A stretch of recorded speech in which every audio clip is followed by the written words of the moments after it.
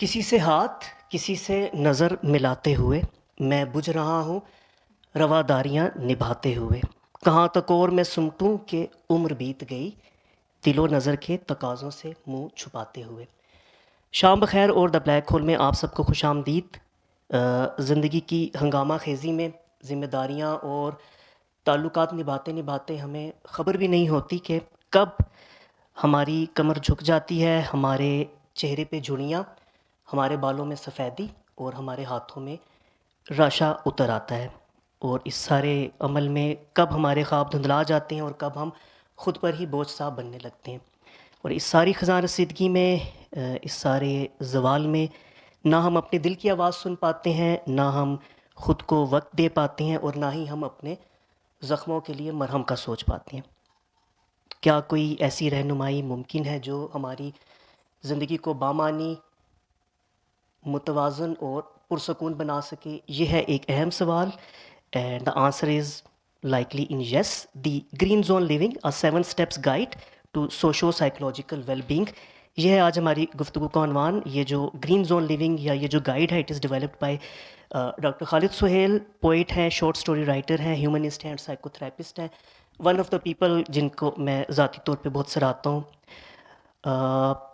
आज खालिद सुहेल तो हमारे साथ नहीं है, लेकिन हमारे साथ है मुक़द्दस मजीद, जो मेरे दाएं जानिब तशरीफ़ फरमा है। ये फाउंडिंग डायरेक्टर हैं ऑफ नए ख्वाब, gold medallist in sociology from the university of Punjab. आप ग्रीन जोन लिविंग की सर्टिफाइड ट्रेनर हैं and has been actively working to promote emotional resilience and mental health. Muqaddas trainer के अलावा राइटर हैं, ट्रांसलेटर हैं और पोइट हैं। आपकी 2021 में किताब डॉक्टर खालिद सुहेल के साथ ही को ऑथर हुई बउनवान नए ख्वाब नया निसाब, जो मेरे बाएं जानिब ये आप देख सकते हैं टेबल पे मौजूद है। इसके अलावा 2022 में आपने शेयरिंग द सीक्रेट और 2024 में the man Titanic left behind, इन 2 कुतब का उर्दू में तर्जमा भी आपने किया, जो शाया भी हुआ। Moreover, Muqaddas was ranked among the top 10 Urdu poets in the national poem project Pakistan 2024 by the US state department and urban world. In addition, Muqaddas is a recipient of the Social Media Creative Writing Award 2021 by the European Society for Higher Education. Lahore से तशरीफ़ लाई हैं, so a very warm welcome to her. आप लोगों की आमद का भी शुक्रिया। थोड़ी सी जहमत करके प्लीज़ अपने सेल फोन्स साइलेंट मोड में स्विच कर दें, so that there is no distraction. गुफ्तगू के बाद या दौरान में जब भी हाउस ओपन हो फॉर Q&A, आप उसमें ज़रूर शरीक होइएगा। Just raise your hand first so that this microphone is given to you. इसके बिना आपकी आवाज़ फिर रिकॉर्डिंग में नहीं आएगी और ऑनलाइन ऑडियंस तक नहीं पहुंच पाएगी। तो बस इस चीज़ का ख्याल रखिएगा and that's it. Please welcome Muqaddas मजीद।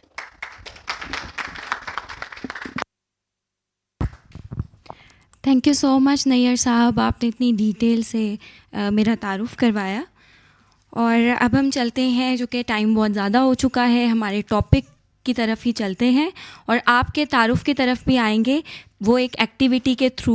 पहले हम ग्रीन जोन को समझेंगे, इमोशनल जोन्स को समझेंगे, फिर हम एक ब्रीफ सा आपका तारुफ़ करेंगे ताकि हम लोग कनेक्टेड महसूस करें और इन 7 स्टेप्स को बेहतर तौर पर समझ सकें। तो सबसे पहले ग्रीन जोन फ़िलॉसफ़ी क्या है, इसकी ज़रूरत क्यों पेश आई? डॉक्टर खालिद सुहेल एक कनाडा में बेस्ड एक साइकोथेरेपिस्ट हैं जिनका 45+ इयर्स का तजुर्बा है साइकोथेरेपी में। बाय प्रोफेशन मेडिकल डॉक्टर हैं, फ़िलॉसफ़ी में और नफ्सियात में बहुत ज़्यादा दिलचस्पी रखते हैं, नफ्सियात के माहिर हैं। 60+ किताबें लिख चुके हैं और उनका ज़्यादातर काम जो है वो इंग्लिश में जो नफ्सियात के बहुत मुश्किल या दूसरी ज़बानों में मुश्किल कॉन्सेप्ट्स हैं, उन्हें आसान उर्दू में ट्रांसलेट किया जाए और लोगों तक पहुंचाया जाए, वो इस पे काम करते हैं। तो 2020 में कोविड के दौरान मेरी डॉक्टर खालिद सुहेल से एक ऑनलाइन फ्रेंडशिप डेवलप हुई, क्योंकि मैं भी नफ्सियात पर काम करती थी, बहुत दिलचस्पी रखती थी। और एक पॉपुलर उर्दू की वेबसाइट है हम सब, उस पर उनके रेगुलरली कॉलम्स आते थे, तो मैं भी वहाँ पर लिखती थी। और मैंने उनकी एक किताब थी क्रिएटिव माइनॉरिटी, उसका तर्जुमा किया। और वहाँ जब उन्होंने वो तर्जुमा पढ़ा तो मुझे डॉक्टर खालिद सुहेल की कॉल आई और मुझे यकीन नहीं आ रहा था कि मैं एक इतने बड़े राइटर जिनकी मैं फ़ैन हूँ, उनका इस तरह से फ़ोन आना, और उन्होंने अप्रिशिएट किया उस जो फ़ीडबैक मैंने उनकी किताब पर दिया था, जो एक मैंने उनकी किताब पर एक एनालिसिस शेयर किया था, और उसके बाद हमारी रेगुलर बेसिस पे क्वेश्चन आंसर्स का एक सिलसिला शुरू हुआ, और मैंने शेयर किया कि मैं किस तरह से नफ्सियात पर काम कर रही हूँ। तो फिर मैं किताब पे, मेरा पहले से ही ख़्याल था कि मैं नौजवानों की नफ्सियात पे किताब लिखना चाहती हूँ, क्योंकि मैंने अपने बहुत से फ़ेलोज़ को सफ़र करते देखा था। मैंने बहुत से यंग बच्चियों और बच्चों को जिनकी फैमिलीज़ अवेयर नहीं होती, उनके बाजुओं पे कट्स लगे हुए देखे थे, ऐसे ऐसे दर्द देखे थे जो कि वो किसी से कह नहीं पाते थे। बज़ाहिर कोई एक बहुत हंसता खिलखिलाता चेहरा, लेकिन मैं हॉस्टल में भी रहती थी, फिर मैं लड़कियों की बाकी ज़िंदगी को भी जानती थी कि बाहर के लोग जो नहीं जानते वो भी मैं जानती थी, और बहुत सी साइड्स थी। तो मैं इन सारे एक्सपीरियंसेस को नफ्सियात की रोशनी में लिखना चाहती थी। तो मैंने डॉक्टर सुहेल से रिक्वेस्ट किया कि मेरा एक ख्वाब है कि मैं अपनी ग्रेजुएशन से पहले एक किताब लिखना चाहती हूँ, और मैंने कुछ उनके साथ कंटेंट भी शेयर किया। तो ये उनकी मेहरबानी थी कि उन्होंने कहा कि हम इसको एक इंटरजेनरेशनल डायलॉग करते हैं। आप एक चैप्टर लिखेंगी नफ्सियात के हवाले से, यूथ की और ख़वातीन की नफ्सियात के हवाले से, और उसमें आप मेरे से सवाल करेंगी, मैं उस सवाल का जवाब दूंगा नफ्सियात में अपने एक्सपीरियंसेस, और मैं आपसे एक सवाल करूंगा जिसका आप जवाब देते हुए। यूँ हमने 30 लेटर्स में इस किताब को मुकम्मल किया, जो कि नए ख्वाब नया निसाब के रूप में सामने आई। और इसके बाद हमने मिल के डॉक्टर खालिद सुहेल का जो कॉन्सेप्ट है green zone therapy, green zone living, उस पर हमने काम जारी रखा। उनकी 2 मज़ीद किताबों का मैंने तर्जुमा किया, जिसमें से sharing the secret, child abuse, और जो चाइल्ड अब्यूज़ के सर्वाइवर्स हैं उनमें ग्रीन जोन थेरेपी कैसे कारआमद है, वो उस हवाले से है। तो अगर आप चाहें तो आप वो किताब भी पढ़ सकते हैं। वो उसका उर्दू में जो तर्जमा किया था वो राज पर लब कुशाई के टाइटल से किया था। तीसरी किताब नफ्सियात पर नहीं है, वो the man Titanic left behind, वो लिटरेचर वाली साइड पे ज़्यादा है, तो आज के मौजू से इररेलेवेंट है, तो अभी फिर मैं उसको डिस्कस नहीं कर रही। तो डॉक्टर सुहेल का जो ग्रीन जोन का कॉन्सेप्ट है, मैं 2021 से इस कॉन्सेप्ट से वाबस्ता हूँ, और 2024 में जब हमने नए ख्वाब की बुनियाद रखी तो हम लोगों ने एक्सपेरिमेंट्स किए, हमने फ़ेलोशिप्स की, हमने सेमिनार्स किए और सेशंस किए, जिसमें हमने लोगों को इंगेज किया कि वो हमारे इस ग्रीन जोन कॉन्सेप्ट को समझें, अपनी ज़िंदगियों में इसको अप्लाई करें, और फिर हम इस चीज़ को टेस्ट करें, इस चीज़ को देखें कि ये कितना कारआमद है, क्या ये लोगों की ज़िंदगियों में कोई तब्दीली लाता है या फिर नहीं लाता उस तरह से। तो फिर डॉक्टर सुहेल के साथ मिल के, चूँकि वो कनाडा में पहले इसको प्रैक्टिस कर रहे थे, तो हमने इस गाइड को पाकिस्तान में कैसे हम कर सकते हैं, यहाँ की कल्चरल सेंसिटिविटीज़ क्या हैं, यहाँ का कॉन्टेक्स्ट क्या है, और उस हवाले से यहाँ के लोगों की नफ्सियात, उनके मसाइल, तो मैंने उनकी मदद से इसकी पूरी जो गाइड थी उसको ड्राफ्ट किया। फिर कुछ NGOs और ऑर्गेनाइजेशंस के साथ मिलकर हमने फ़ेलोशिप्स और सेमिनार्स करवाए, और पिछले साल में और अब तक हम लोगों ने 600 लोगों को इंगेज किया है ग्रीन जोन थेरेपी में, और अभी तक हमारे पास पॉजिटिव रिज़ल्ट्स ही आए हैं। और अब हम लोगों ने इसको एक प्रॉपर फ़ेलोशिप के तौर पे लॉन्च किया है, जिसके कोहोर्ट 2 की एप्लीकेशंस अभी ओपन है। आज का जो सेशन है, चूँकि फ़ेलोशिप बहुत डिटेल्ड होती है, आज का सेशन जो है 1-1.5 घंटे के सेशन में मैं वो सारा कंटेंट कवर नहीं कर सकूंगी, तो हम ग्रीन जोन थेरेपी का एक इंट्रोडक्शन इसमें डिस्कस करेंगे।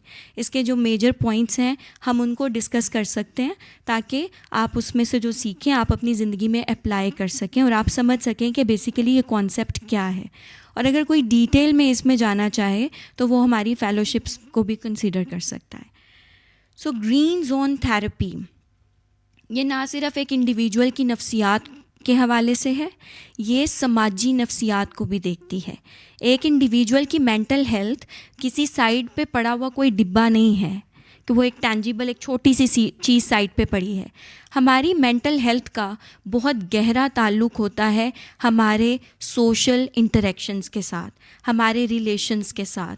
हम किस लेवल के इंडिपेंडेंट हैं, किस तरह के इंडिपेंडेंट हैं, कैसा इंडिपेंडेंट होना हमें सूट करता है। हर शख्स बहुत मुख्तलिफ है दूसरे शख्स से। तो ये जो सोशल मीडिया पे पॉपुलर साइकोलॉजी या पॉपुलर सोशल साइकोलॉजी के टिप्स एंड ट्रिक्स चल रहे होते हैं, वो हर एक पे फिट नहीं आते। तो मेंटल हेल्थ का जो सबसे ज़्यादा सस्टेनेबल तरीका है वो ये है कि एक शख्स खुद जाने कि उसके इमोशनल पैटर्न्स क्या हैं। आपको कोई नहीं बताए कि यहाँ पे गुस्सा करके ये चीज़ एबनॉर्मल है, यहाँ गुस्सा ठीक है, ये एबनॉर्मल है, इतना प्यार ठीक है, इतना एबनॉर्मल है, ये पॉजिटिव रवैया है, ये नेगेटिव है, ये ऐसे है।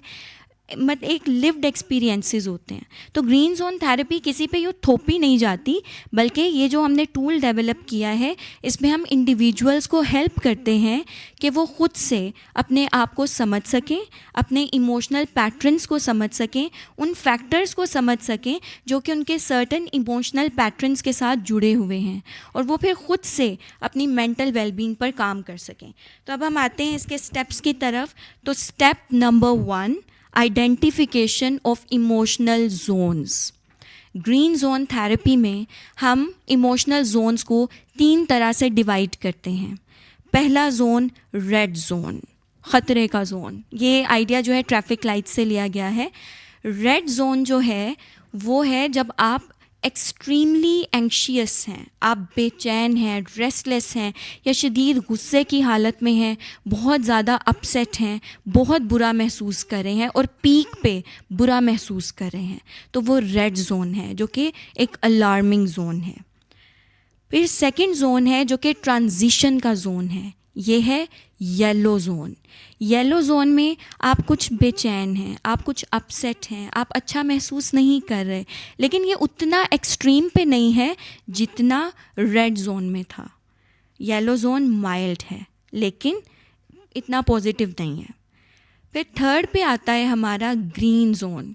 ग्रीन जोन आपका वो इमोशनल जोन जब आपको ज़िंदगी खूबसूरत लगती है, जब आपको लगता है कि हाँ ज़िंदगी का कोई मतलब है, आपको अपना वजूद अच्छा लगता है, आपको आपसे जुड़े हुए लोग, उनमें होप दिखाई देती है, ज़िंदगी में उम्मीद दिखाई देती है, तो वो है आपका ग्रीन जोन। तो ये 3 इमोशनल जोन्स होते हैं ग्रीन जोन थेरेपी में, जो कि स्टेप नंबर 1 पे हमने उसको आइडेंटिफाई करना होता है। तो चूँकि हमने पहले आपका इंट्रोडक्शन नहीं किया था और मैंने कहा था हम एक्टिविटी से करेंगे, और ये आपको बताना भी इम्पॉर्टेंट है कि जोन्स किस तरह से हैं, तो मेरी आपसे रिक्वेस्ट होगी कि हम इंट्रोडक्शंस का एक ब्रीफ इंट्रोडक्शंस का एक राउंड करें। आप अपना नाम बताएंगे और आप बताएंगे कि आप इस वक्त किस इमोशनल जोन में महसूस कर रहे हैं, और अगर आप कंफर्टेबल हों तो आप वजह भी बता सकते हैं। तो मैं शुरू अपने आप से करती हूँ। मेरा नाम मुक़द्दस मजीद है, मैं अभी ग्रीन जोन में महसूस कर रही हूँ, और वजह ये है कि ये मेरा फेवरेट टॉपिक है। मुझे मेंटल हेल्थ पे काम करना बहुत अच्छा लगता है, इस पे बात करना, लोगों से कनेक्ट करना इस मौजू पर, तो इस वजह से मैं ग्रीन जोन में महसूस कर रही हूँ। हम यहाँ से इंट्रोडक्शंस शुरू कर सकते हैं। आप अपना जोन भी बताएंगे, नाम भी और वजह उस जोन में महसूस करने की। अस्सलाम वालेकुम, मेरा नाम मुशर्रफ है और फ़िलहाल तो मैं ग्रीन जोन ही फ़ील कर रहा हूँ, क्योंकि मैं इस टॉपिक में इंटरेस्टेड हूँ और कुछ अच्छा सीखने को मिल रहा है और कुछ नया सीखने को मिल रहा है। अस्सलाम वालेकुम, first of all thank you. मेरा नाम जिनसार अली है और अभी मैं भी ग्रीन जोन में ही हूँ, क्योंकि इंसान की जो हालात होती है वो परेशानी और तकलीफ़ तो इनएविटेबल है। तो जब ये हम किसी से ये बातें सुनते हैं कि ये मसले कैसे हल होते हैं, परेशानी भी आती है, सुसाइडल थाट्स भी आते हैं, इमोशनल ब्रेकेज भी होती है, तो जब ऐसा बंदा हमें मिल जाए और ऐसी बातें करे कि जो हमारे सोल को टच करे, तो फिर हम रेड जोन और ब्लू, ये जो येलो जोन से हटकर फिर ग्रीन जोन में आ जाते हैं। तो अभी हम ग्रीन जोन में। Thank you. मेरा नाम अदनान है। तो इसमें ये होता है कि ग्रीन जोन और रेड जोन आपने बताया कि करंट सिचुएशन की बतानी है कि ओवरऑल लाइफ में। ये आपने अभी का बताना है, अभी आप कैसा महसूस कर रहे हैं। अच्छा, आप सबको जोन्स की क्लैरिटी डेवलप हो गई है, red, yellow and green zone? ठीक है, आप प्लीज़ बताएं। तो अभी करंटली तो ग्रीन जोन में ही मैं फील कर रहा हूँ। कुछ लर्निंग के सिलसिले में आए और ख़ास तौर पर इसमें साइकोलॉजी को सीखना चाहते हैं, इसमें मुख्तलिफ़ चीज़ों को, क्योंकि ज़िंदगी में मुख्तलिफ़ सिचुएशंस आती हैं और उनको हैंडल करना और इन चीज़ों को सीखना। तो फ़िलासफ़ी में मेरा इंटरेस्ट है ऑलरेडी, तो साइकोलॉजी में शिफ्ट होना चाह रहा हूँ। Can I talk in English? Because I'm not from here, from Islamabad or Pakistan, because I'm from Afghanistan. So I can understand Urdu, Okay. but I'm not fluent in talking English and Yeah, Urdu. sure. So Well, right now, to be honest, I'm feeling green. I'm in green zone cause I have my many friends here and Your Majesty, and also cause I'm feeling okay cause I'm learning something new in the new society, which is I'm far away from my own hometown, you know. So I'm feeling okay and I'm so comfortable here, and it's so grateful that I'm here. Thanks. So it seems like this first row is full of green zone energy. Yeah, kind of. That's nice. Thank So, yeah. मेरा नाम अहमद मजीद है। मैं फ़िलहाल green zone में हूँ क्योंकि I have been following the green zone therapy for quite a time और इसने मेरी बहुत मदद की है। Thank you. Hello everyone, I'm Muzammil and I'm in transition phase from yellow zone to green zone. I was in yellow zone when I came here, but now I feel like a zone shift हो रहा है, तो शायद आधे घंटे बाद green zone में हो जाऊँ. Hello everyone, I am Farkhanda Zulfiqar Ali और मैं इस वक्त ग्रीन जोन में फ़ील कर रही हूँ क्योंकि काफ़ी अर्से से मैं इस कंसेप्ट को स्टडी कर रही हूँ, तो आई बिलीव इसके ऊपर आज कुछ नया सीखने को मिलेगा। जी अस्सलाम वालेकुम, मेरा नाम राबेल है और मैं भी ग्रीन जोन में ही हूँ क्योंकि मेरा डे स्टार्ट हुआ था विद अ हाइक। फिर मैंने अपना फेवरेट ब्रेकफास्ट किया था, उसके बाद I spend the whole day with one of my friends with lots of intellectual and creative talks. And since I'm a psychotherapist myself, I'm pretty interested in this topic. So I'm looking forward to learning. And tomorrow is a work day, which I love. So yes, completely green zone, alhamdulillah. So you love your Mondays. I love every weekday because that's, how when I take my sessions with clients. So I love my work. So your passion is your profession. That's a wonderful thing. My name is Aisha, and currently I'm in green zone because psychology is my favorite topic and I'm learning it. So yeah, I'm in green zone. Thank you. Thank you so much, Muqaddas. And my name is Hayat. I was in yellow zone because university में मेरा quiz अच्छा नहीं हुआ. But now I'm in the green zone. So because green zone philosophy is my favorite, it has changed a lot in my life. So I'm currently in green zone. Thank you. अस्सलाम वालेकुम, my name is Mohammad Rizwan Yunus. मैं जब यहाँ पर आया तो तब तो येलो जोन में था क्योंकि बहुत लंबा सफ़र करके आ रहा था। मैं पिंडी के दूसरे कोने से इधर आ रहा हूँ और अभी ग्रीन जोन में एंटर हो गया हूँ क्योंकि साइकोलॉजी एक इंटरेस्टिंग सब्जेक्ट है, इसमें मुझे हमेशा इंटरेस्ट रहा है। Thank you. चलिए, आपकी नवाजिश है, आप हमारी इस महफिल में इतनी दूर से आए। जी अस्सलाम वालेकुम, मेरा नाम अब्दुल्ला सादिक है। मैं इस वक्त ज़रा येलो जोन में कि मैं थोड़ा सा लेट आया हूँ, तो अब मैं आहिस्ता आहिस्ता gradually coming in to green zone. अस्सलाम वालेकुम, आई एम अरूबा एंड मैं सुबह से रेड जोन में थी और अभी आने से कुछ टाइम पहले येलो में ट्रांजिशन हुई है and I am hoping by the end of this session it will be a little greener and it's mostly because of some self-confrontation sessions and a lot of traumas that come up from time to time क्योंकि healing linear तो होती नहीं है, so yeah. अस्सलाम वालेकुम। मैं एक सारे यंगस्टर में बैठा हुआ, it may be looking a little different. मैं इस वक्त I'm sort of in a yellow mode के ये, और आप वजह भी जानना चाहेंगी। Actually I was professor at JIK institute and I recently retired about 6 months back, so that change is bugging me till this date, and I'm trying to get into this green zone sooner, so that's why I'm here to listen to your talk. I'm sorry I went to the mosque and that's why I came late. Sorry for that. Ma'am आप yellow zone दोबारा repeat कर सकती हैं, क्या था? Okay, मैं बाकी कुछ लोग लेट आए हैं, मैं बड़ा क्विकली तीनों जोन्स का बताती हूँ। रेड जोन, जब आप अपसेट होते हैं, एक्सट्रीमली सैड हैं, बुरा महसूस कर रहे हैं और पीक पे ये बुरी फीलिंग है, एग्रेसिव हैं तो पीक पे हैं, महरूम महसूस करें किसी चीज़ से पीक पे, सैड हैं पीक पे। तो येलो जोन जो है ट्रांजिशन का जोन है। आप अच्छा महसूस नहीं कर रहे, बुरा ही महसूस कर रहे हैं, रेस्टलेस हैं, बेचैन हैं, लेकिन वो कैफियत पीक पे नहीं है, वो माइल्ड है। और फिर जो ग्रीन जोन है, तब आपको ज़िंदगी में उम्मीद दिखाई दे रही है, ज़िंदगी खूबसूरत लग रही है और आप कनेक्टेड महसूस कर रहे हैं। तो अब आप अपना जोन बताइए। मेरा नाम फ़ारूक हैदर है और मैं इंटरनेशनल रिलेशंस का स्टूडेंट हूँ। फ़िलहाल मैं ऐसा फ़ील कर रहा हूँ कि ना मैं बहुत अच्छा फ़ील कर रहा हूँ, ना मैं बहुत बुरा फ़ील कर रहा हूँ, तो मैं क्या कहूँ इसको? तो आप येलो में ही हैं। ठीक है, थैंक यू। अस्सलाम वालेकुम, मेरा नाम ज़ैन है और इस टाइम मैं येलो जोन में महसूस कर रहा हूँ ख़ुद को, क्योंकि पिछले कुछ अरसे में मुझे लगता है मैं रेड जोन में रहा हूँ और उसकी वजह कुछ पास्ट की चीज़ें थी, क्योंकि मैं ख़ुद पर काम कर रहा हूँ और सेल्फ रिफ्लेक्शन के थ्रू और थेरेपी भी, लेकिन अभी मैं येलो में हूँ और hopefully I will be in the green zone soon. Thank you. अस्सलाम वालेकुम जी, मेरा नाम एहसन है और मैं ग्रीन जोन में ही महसूस कर रहा हूँ। टॉपिक भी अच्छा है, इस वजह से भी है।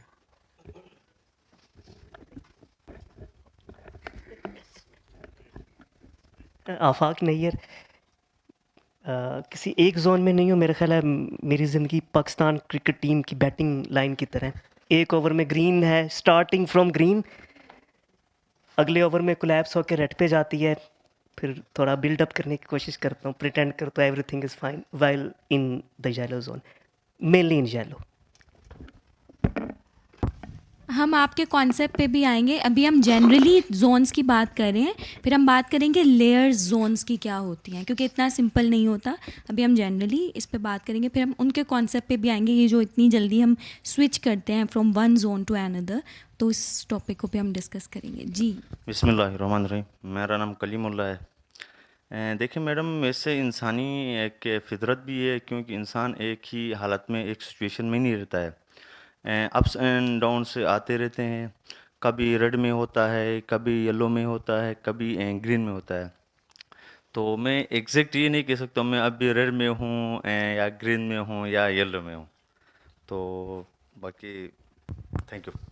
हम इसको अपने सेशंस में अक्सर इमोशनल फोग का कॉन्सेप्ट यूज़ करते हैं, जब आप अवेयर नहीं होते हैं अपने इमोशनल जोन से, कि आप बुरा महसूस कर रहे हैं, अच्छा नहीं महसूस कर रहे, लेकिन आप उस कैफियत को भी समझ नहीं पा रहे कि आप गुज़र किस कैफियत से रहे हैं, किन जज्बात से आप गुज़र रहे हैं। तो एक फोग आपकी उसमें क्रिएट हो जाती है।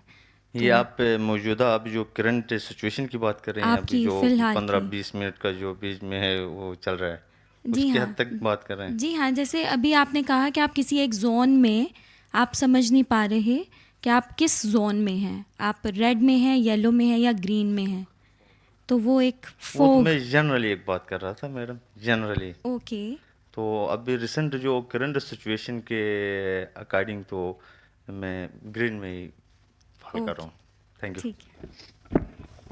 मेरा नाम ज़िशान अहमद है और मैं यहाँ इसी उम्मीद से आया हूँ कि मैं ग्रीन जोन में चला जाऊँ, लेकिन मेरा जो करंट जोन है काफ़ी अरसे से वो रेड है। और उसकी वजूहत यही कि जिस तरह जो भी सराउंडिंग में होता है, जो भी इंसान जिस तरह के काम के साथ लगा होता है और वो जो देख रहा है उसका एक बड़ा असर हो शायद। तो मैं एक पॉलिटिकल एक्टिविस्ट होने की वजह से अपने गिर्द या जिस तरह की सिचुएशन से हम डील कर रहे हैं, तो मुझे लग रहा है कि मेरा एक कंटिन्यूसली रेड जोन ही चल रहा है और मैं उसी उम्मीद में आया हूँ कि ये थोड़ा सा चेंज हो जाए। अस्सलाम वालेकुम, मेरा नाम रेहान वली है। मैं तो सुबह से जो है ना येलो जोन में था, कुछ ऐसी सिचुएशन थी मेरे साथ। अभी जो है मैं जो साइकोलॉजी मेरा फेवरेट सब्जेक्ट है, तो अभी ये इस बारे में जानने के लिए मैं अभी ग्रीन जोन में हूँ।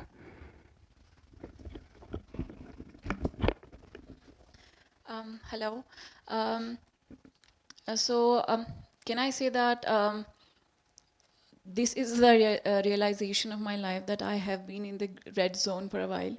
Also, my pendulum kind of hang between either the red zone or the green zone. There is no yellow for me.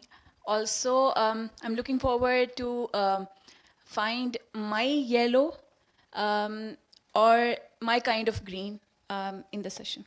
Thank you. Assalamu alaikum.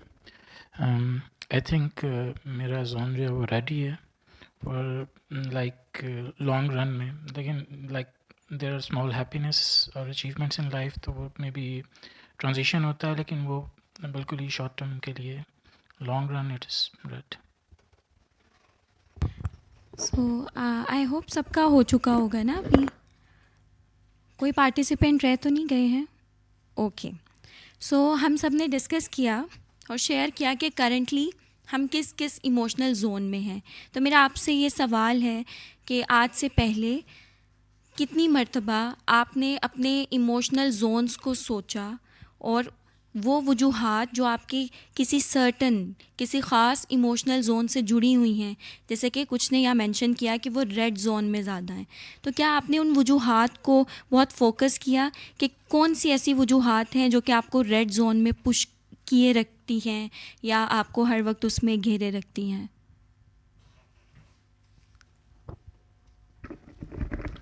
एक तो जो बहुत बड़ी वजह जो मुझे लगती है कि जो मुझे रेड जोन के अंदर पुश करती है कि जो सोसाइटल एक प्रेशर है कि हम सोसाइटी के अंदर जाविये बने हुए हैं कि मतलब एक कामयाबी इंसान क्या है, एक अच्छा इंसान क्या है. तो मैं अपने आप को मिसफिट समझता हूँ उस सोसाइटी के पैरामीटर्स के अंदर, और उस वजह से मैं हमेशा अपने आप को रेड जोन में पाता हूँ. क्योंकि जिस तरह की भी चीज़ें अपने सराउंडिंग में हम देखते हैं या जो चीज़ें हो रही हैं, उसके अंदर मैं अपने आप को कहीं पे भी फिट नहीं कर पाता हूँ. मतलब अपने, अगर मैं वो फैमिली की सतह पे बात करूँ, दोस्तों के सतह पे, काम के हवाले से, कि मतलब जैसे हर इंसान का अपना एक सोच का ज़ाविया होता है, उसकी चीज़ों को देखने का ज़ाविया होता है. तो वो चीज़ें जो हमारी सोसाइटी में जिस तरह का एक होता है कि पैरामीटर्स बने होते हैं कि आप एक से थोड़ा सा ऊपर हो जाएं तो आप निकल गए, यहाँ से थोड़ा सा आप नीचे आ गए, निकल गए, तो उस सोसाइटी के अंदर फिट नहीं कर पाता मैं खुद को. तो मुझे इस वजह से हमेशा लगता है कि मैं रेड जोन में हूँ, और मैं जितना भी पुश करने की कोशिश करता हूँ अपने आप को कि मतलब मैं अपने आप को कहीं एडजस्ट कर पाऊँ, लेकिन मुझे उतनी ही रिजेक्शन या एक फेलियर जो नज़र आता है वो मज़ीद मुझे रेड की तरफ, फर्दर रेड की तरफ पुश करता है. Okay, thank you so much for sharing. जैसे सेशन के आगाज़ में मैंने एक किताब मेंशन की थी, क्रिएटिव माइनॉरिटी, तो ये भी डॉक्टर खालिद सुहेल की किताब है. ये उस तख्लीकी अक़लियत पर लिखी गई है जो कि हमारे ये जो मेगा स्ट्रक्चर्स होते हैं ना मुआशरे के, जो उसके हिसाब से मिसफिट होते हैं. वो लोग जो अपनी तरह से सोचते हैं, अपने रास्तों पर चलते हैं, फिर ऐसे लोग हसास भी ज़्यादा होते हैं और उनमें नफ्सियाती मसाइल ज़्यादा जल्दी पैदा होने के इम्कानात होते हैं क्योंकि वो सेंसिटिव होते हैं. इसके साथ साथ चूँकि वो सोसाइटी में एक मिसफिट क्योंकि वो अपने तौर पे चलते हैं और वो स्ट्रक्चर डिफरेंट है, तो उस मिसफिट होने की वजह से वो सफ़र बहुत करते हैं. तो वो जो किताब है उसका PDF भी है, अगर आप हमें ईमेल करें naekhwab.com पे तो आपको हम उसका PDF भी भेज सकते हैं. तो वो किताब भी आपको हेल्प करेगी अपने पर्सनालिटी टाइप को समझने में, और इस सर्टन पर्सनालिटी टाइप में किस तरह के नफ्सियाती मसाइल पैदा हो जाते हैं तख्लीकी अक़लियत में, जो लोग और तरह से सोचते हैं, स्ट्रक्चर्स में मिसफिट होते हैं, तो उनके लिए वो क्या कर सकते हैं. तो वो बुक भी आपको हेल्प करेगी. तो अब हम इसके साथ ही अपने स्टेप नंबर 2 पे चलते हैं. हमने बात कर ली इमोशनल जोन्स की. Red, yellow and green zones में हमने उसको डिवाइड किया. तो अब हम एक कॉन्सेप्ट जो हम अपनी ट्रेनिंग्स में भी करवाते हैं, जो कि हमारी ग्रीन जोन लिविंग का एक हिस्सा है, वो है ग्रीन जोन डायरी. डायरी एक बहुत अच्छा, वैसे आप हैंड्स रेज कर सकते हैं, कितने लोग रेगुलर बेसिस पे डायरी लिखते हैं? ओके, सो हमारे बहुत से पार्टिसिपेंट्स लिखते हैं, लेकिन जिन ट्रेनिंग्स में मैंने पहले करवाई हैं, क्योंकि ये एक ऐसा फोरम है जहाँ पे नॉलेज सीकर्स आते हैं, तो एक बड़ी अच्छी बात है कि बहुत सी एक तादाद यहाँ पे डायरी ऑलरेडी लिखती है, तो ये कॉन्सेप्ट समझना आसान होगा. मेरे पास्ट एक्सपीरियंस में हमें लोगों को डायरी लिखना सिखाना पड़ता था, पुश करना पड़ता था, फिर जाके कहीं वो इस साइड पे आते थे. तो डायरी जो ग्रीन जोन डायरी है, क्यों लिखी जाए, कैसे लिखी जाए और इसकी सिग्निफिकेंस क्या है, और ग्रीन जोन डायरी और आम डायरी में फ़र्क क्या है. तो ग्रीन जोन डायरी जो है ये आपको आपके इमोशनल पैटर्न्स को समझने में मदद देती है। जैसे मेरा अगर आज का दिन है, मैं कहूँ कि ये येलो या रेड जोन में था, अगला आने वाला दिन भी ऐसे गुजर जाए और वो अनडॉक्यूमेंटेड रह जाए और मैं बस एक वेग सा आइडिया डेवलप कर लूँ कि मैं पिछले इतने टाइम से मायूसी में हूँ, अच्छा वक्त नहीं गुजर रहा है और होपलेसनेस है, बेजारी की कैफियत है। और अगर दूसरी तरफ देखा जाए तो मैं अपनी इन चीज़ों को डॉक्यूमेंट करना शुरू करूं। मैं दिन के सिर्फ 20-25 मिनट अपनी ग्रीन जोन डायरी को दूं, मैं देखूं कि मेरी आज की एक्टिविटीज़ क्या थी, जो मेजर एक्टिविटीज़ थी, उस एक्टिविटी का मेरे पे, मेरे इमोशंस पे असर क्या था। मिसाल के तौर पे मैं अपनी डायरी से आपको समझाने की कोशिश करती हूँ कि आप अपनी ग्रीन जोन डायरी कैसे लिख सकते हैं। तो ये एक ब्लैंक पेज है, ठीक है, तो आप यहाँ पे अपनी डेट ऐड कर सकते हैं, साथ में आप अपना डे ऐड कर सकते हैं, फिर आप एक लाइन दरमियान में लगा सकते हैं। इसको ज़्यादा एक ऑर्गेनाइज्ड वे में लिखने के लिए आप अपनी बुलेट्स में अपनी एक्टिविटीज़ लिख सकते हैं। मिसाल के तौर पे आज मैं सुबह जल्दी उठी, मैं लाहौर से आई हूँ, मुझे ट्रैवल करना था, तो मैंने अपनी कुछ पैकिंग वगैरह की और उसके बाद मैंने ट्रैवल किया और ट्रैवल में म्यूज़िक था और वो मेरा एक सुपर ग्रीन जोन था। आई लव म्यूज़िक, तो मैंने यहाँ लिखा कि मैंने बहुत म्यूज़िक सुना, ट्रैवल किया, एक लॉन्ग ट्रैवल था अपने सिबलिंग्स के साथ, तो I was in my super green zone. तो ये एक पॉइंट हो गया। देन एक नेक्स्ट एक्टिविटी, हम लोग यूँ भी एक एक्टिविटी कर सकते हैं कि हम रैंडमली कुछ पार्टिसिपेंट से पूछ सकते हैं कि वो अपने कल के दिन की कोई एक एक एक्टिविटी और जोन के बारे में बताएं, तो फिर वो आपको मैं क्लैरिटी डेवलप करने में मदद होगी कि इंटरप्रिटेशन ग्रीन जोन डायरी की कैसे होती है। तो कोई वॉलंटियर करना चाहेगा, अपनी कल की कोई एक्टिविटी शेयर करें, कोई भी एक्टिविटी, और वो आपके किस इमोशनल जोन से जुड़ी हुई थी या आपको कैसा महसूस हुआ उस एक्टिविटी के बाद, तो हम ग्रीन जोन डायरी में उसको डिस्कस कर सकते हैं। यस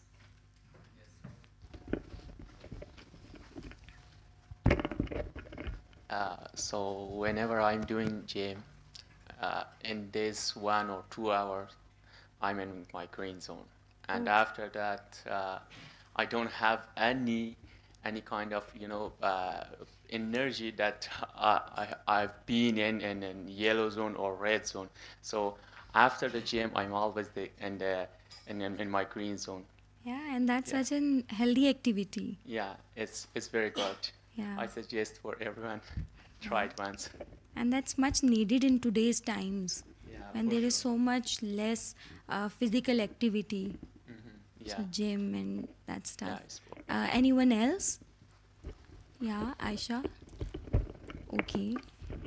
मैं मोस्टली मैं बुक्स रीडिंग करता हूँ, तो मैं कंफर्टेबल होता हूँ और उसी में जो है ना मैं ग्रीन जोन में रहता हूँ, क्योंकि जब बंदा बिजी होता है तो फिर मेंटली स्ट्रांग होता है। तो मैं रेड जोन में तब जाता हूँ जब हम इधर बैचलर रहते हैं, यूनिवर्सिटी में पढ़ते हैं, तो मेरे साथ एक भतीजा और भांजा रहते हैं, छोटे हैं मुझसे, फर्स्ट सेमेस्टर उनका यूनिवर्सिटी में। तो जब भी बाहर जाते हैं ना मुझे बिना बताए, तो फिर मैं रेड जोन में चला जाता हूँ, फिर उन पे डाउट करने लग जाता हूँ कि कहीं घूमने चले गए, ये नशा कर रहे हैं या कोई गलत काम कर रहे हैं, फिर मैं रेड जोन में आता हूँ। जब वो वापसी पे आते हैं तो फिर मेरा रेड जोन आया होता है, तो वो भी डरते रहते हैं, फिर इसी से रिलेशन भी हमारा कंप्रोमाइज़ होता जाता है। ओके अच्छा सर, मेरा सवाल ये है कि कल की आपने गुज़िश्ता कल के, क्योंकि हम ग्रीन जोन डायरी की प्रैक्टिस कर रहे हैं, गुज़िश्ता कल की कोई भी एक्टिविटी और वो आपके किस जोन से जुड़ी हुई थी ये बताना, चाहे वो रेड जोन, येलो, ग्रीन, कोई भी। जी मैम, कल मैं एक बुक पढ़ रहा था, मोस्टली 3 घंटे मैंने पढ़ा, तो फिर मैं ग्रीन जोन में था, फिर एकदम ही मेरा भतीजा बाहर चला गया, फिर मैं रेड जोन में चला गया। ओके, सो आयशा का हम कमेंट ले लेते हैं और उसके बाद फिर हम इस कॉन्सेप्ट को डिस्कस करते हैं। कल मैंने और मेरे हस्बैंड ने और हमारे एक दोस्त हैं, हमने मिलकर मूवी देखी और लूडो खेली, तो वो बहुत अच्छा रहा, वो ग्रीन जोन थी। ये तो बहुत इंटरेस्टिंग है। Also ludo is one of my favourite games. Okay, तो ये तो बहुत मज़े की एक्टिविटी है। सो हम ग्रीन जोन डायरी को डिस्कस कर रहे थे, हमारे पास 3 एक्टिविटीज़ आई। हमने किया कि ग्रीन जोन डायरी लिखी कैसे जाए।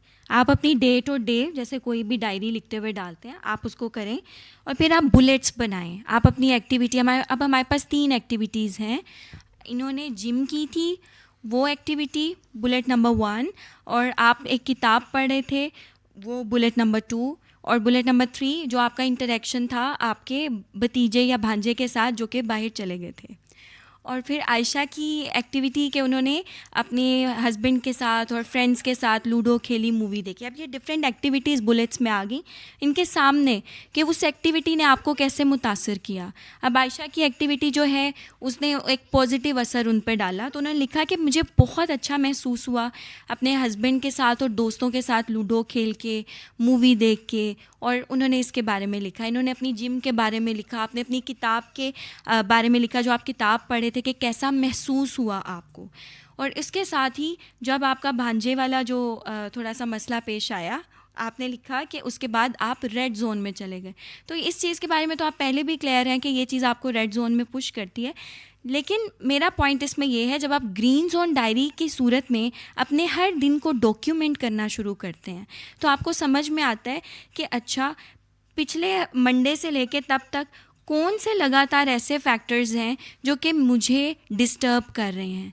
जब वो अनडॉक्यूमेंट होती हैं, चीज़ें अनडॉक्यूमेंटेड होती हैं, तो आप उनको ना निगलेक्ट कर जाते हैं, आप इग्नोर कर जाते हैं। वो चीज़ डिस्टर्ब वहीं पे कर रही है, लेकिन वो चीज़ जो हल मांग रही है, जो सॉल्यूशन मांग रही है, आपकी तवज्जो मांग रही है, उसको वो तवज्जो नहीं मिल पाती।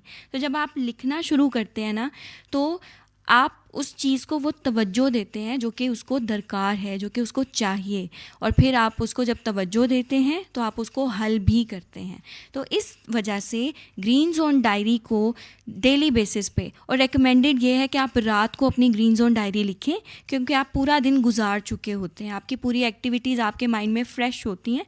तो अपनी ग्रीन जोन डायरी लिखें, एक्टिविटीज़ का एक कॉलम बनाएं, उसके सामने लिखें कि इस मेजर एक्टिविटीज़ का, ये भी नहीं कि आपने पानी का ग्लास पिया वो भी लिखें और आप अपने ऊपर उसको बर्डन बना दें। मेजर एक्टिविटीज़ जिनका आपके जज्बात पर, आपके इमोशनल जोन्स पर कोई असर था, उन एक्टिविटीज़ को लिखें और क्या असर था, पॉजिटिव था, कंफ्यूजिंग था, नेगेटिव था, तो उसको जोन्स के साथ कनेक्ट करके रेड, येलो, ग्रीन इस तरह से लिखें।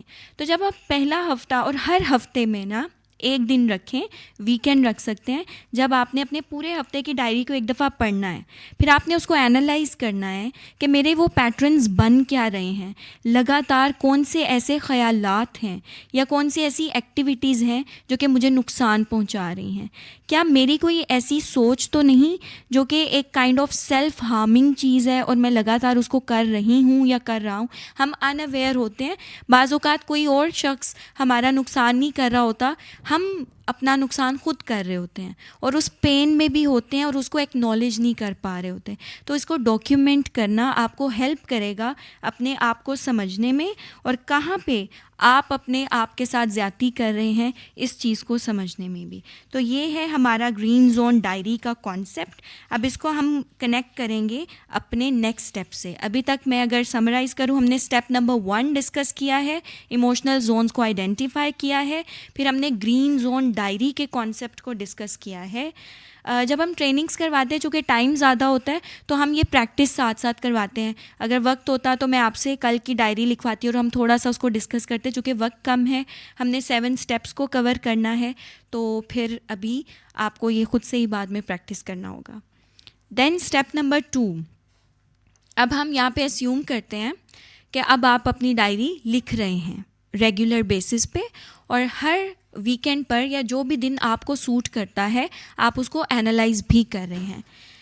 स्टेप नंबर 2 में आके आपने आइडेंटिफाई करना है changes in your emotional zone, यानी कि क्या आपका जो मायूसी की, लेट्स से किसी में रेड जोन है, मायूसी की कैफियत है, क्या वो कंसिस्टेंट है या फिर उसमें कोई तब्दीली आ रही है, कोई उतार चढ़ाव आ रहा है।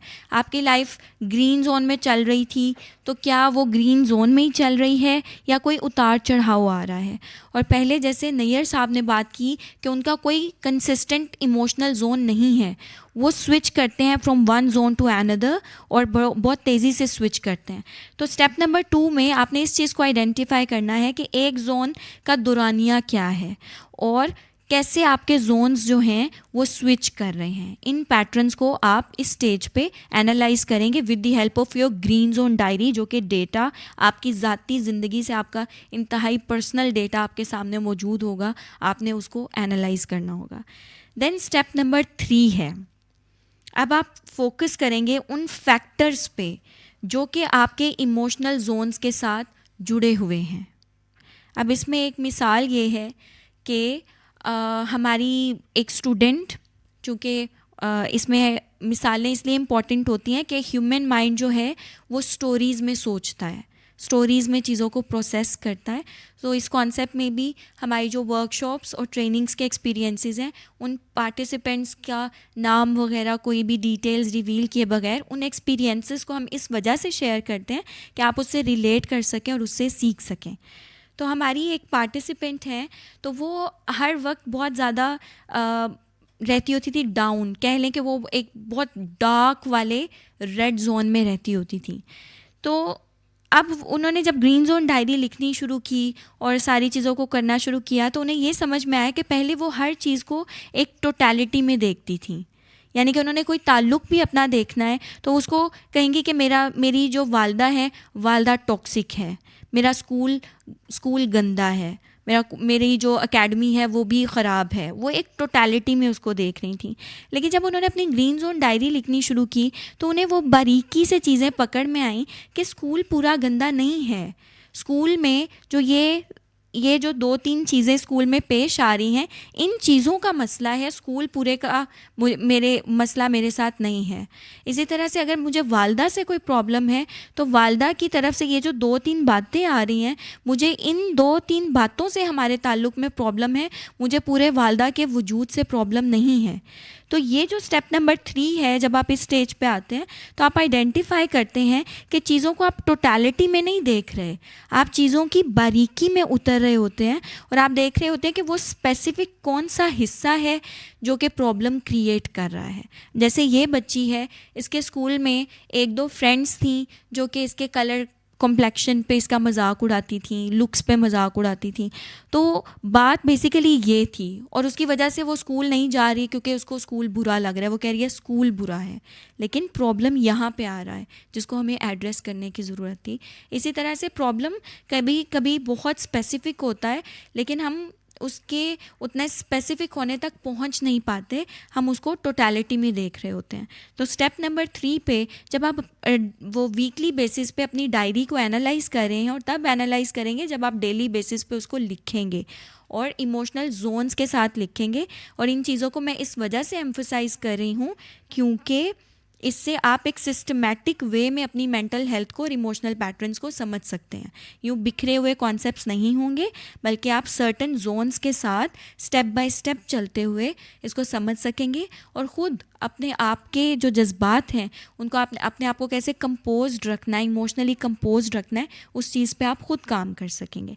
तो ये स्टेप नंबर 3 था कि उन फैक्टर्स पे फोकस किया जाए जो कि आपके सर्टन इमोशनल जोन्स के साथ जुड़े हुए हैं। अगर मैं अपनी मिसाल दूं तो जब मैं इस सबसे ज़रा दूर थी, 2019-20 की बात है, तो मैं ना बग़ैर वजह के ऐसे चिड़चिड़ी सी हो जाती थी और मुझे समझ में नहीं आता था कि मतलब चीज़ें भी ठीक हैं तो ये मुझे क्यों हो रहा है। लेकिन आहिस्ता आहिस्ता मैंने इस चीज़ को आइडेंटिफाई किया कि मेरा स्क्रीन टाइम बहुत ज़्यादा था। स्क्रीन टाइम बहुत ज़्यादा होने की वजह से मैं वो चीज़ थी जो कि मुझे चिड़चिड़ा कर रही थी। क्योंकि इस पे भी बहुत सी स्टडीज़ हैं, हम सबका आम तौर पे, क्योंकि बहुत सा काम ऑनलाइन होता है, तो जितना ज़्यादा हमारा स्क्रीन टाइम होता है वो आपकी मेंटल हेल्थ को बुरी तरह से मुतासिर करता है। आप उतना डिसकनेक्टेड महसूस करते हैं, तो फिर थोड़ा हमें ख्याल रखना पड़ता है कि हम उस एक बैलेंस को ना कॉन्शियसली मेंटेन करें। तो ये एक फैक्टर था जो कि मुझे येलो जोन में पुश करता था। तो मैंने इस पे काम किया। मैंने अपने सोशल मीडिया आवर्स को डिफ़ाइन किया कि मैं इससे ज़्यादा यूज़ नहीं करूँगी, दूसरी एक्टिविटीज़ में इंगेज होंगी और वॉक करूँगी। और जब मैंने उसका हल निकाला ना, मतलब वो चिड़चिड़ा रहने का एक फ़ैक्टर मुझे समझ में आया, मैंने उसको एड्रेस किया तो मेरी प्रॉब्लम सॉल्व हो गई। तो फिर हम जब अपनी डायरी लिखते हैं, उसको एनालाइज़ करते हैं, हम स्पेसिफिक प्रॉब्लम तक पहुंचते हैं, तो टोटलिटी की बजाय उस प्रॉब्लम का हल निकाल के हम अपने मसले को हल कर सकते हैं। देन कॉन्सेप्ट है ग्रीन जोन आवर का। ग्रीन जोन आवर, जैसे कि अभी बहुत से लोगों ने डिस्कस किया, आयशा ने डिस्कस किया, मूवी उन्हें देखना अच्छा लगता है, लूडो खेलना अच्छा लगता है, इन्होंने जिम के बारे में बात की, आपने किताबें पढ़ने के बारे में बात की, अभी उन्होंने बताया कि उन्हें अपना प्रोफेशन इतना पसंद है कि वो ग्रीन जोन में महसूस करती हैं अपना काम करते हुए। तो जो ग्रीन जोन आवर है, ये कॉन्सेप्ट है कि जब आपकी लाइफ में आप अपनी डायरी को देख रहे हैं और हर एक की डायरी मुख्तलिफ होती है, हम सब लोग मुख्तलिफ हैं, हमारे हालात मुख्तलिफ हैं, हमारी सफरिंग्स मुख्तलिफ हैं, तो हमारे जो इमोशनल जोन्स हैं और हर जोन का जो दौरानिया है, ड्यूरेशन है, वो सब मुख्तलिफ हैं। तो लेट्स से अगर किसी का रेड जोन और येलो जोन बहुत ज़्यादा है, ग्रीन जोन कम है, तो वो अपने ग्रीन जोन को कैसे एक्सपैंड करें, वो इस चीज़ को आइडेंटिफाई करें कि ऐसी कौन सी एक्टिविटीज़ हैं जिनके बाद वो एक अपने अंदर एक बड़ा अच्छा बूस्ट सा महसूस करते हैं, वो बहुत पॉजिटिव महसूस करते हैं, उन्हें उम्मीद मिलती है, अच्छा महसूस होता है। अभी हमारे एक फ़ेलो ने जब वो जिम करते हैं तो उन्होंने बहुत उसको अच्छे अंदाज में बताया, बहुत एनर्जी के साथ, कि उन्हें कितना अच्छा महसूस होता है। और बाकी भी अगर वॉलंटरीली कोई बताना चाहें जो पहले बात नहीं जिन्होंने की, कि कौन सी ऐसी एक्टिविटी है जिससे उन्हें बहुत होप मिलती है, बहुत अच्छा महसूस करते हैं, जो उन्हें ग्रीन जोन में पुश करती है।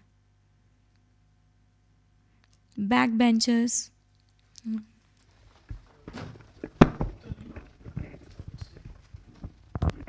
Not hope, but as I explained earlier, कि for the time being I feel in very much in green zone. When I am in a green zone, I mean when I'm hiking, I love that. So when I'm hiking, I forget everything, like depression in my life. And second thing, if I'm getting some very good knowledge really makes me happy. If I'm getting something that is going to add value to my knowledge and my life, so it just makes me very happy. But again, for the time being. So you go for hiking on a regular basis? Yes. Okay, so that thing adds the green zone element to your diary. And yes. Okay. And also you mentioned that learning new things and exploring new ideas through books or through what?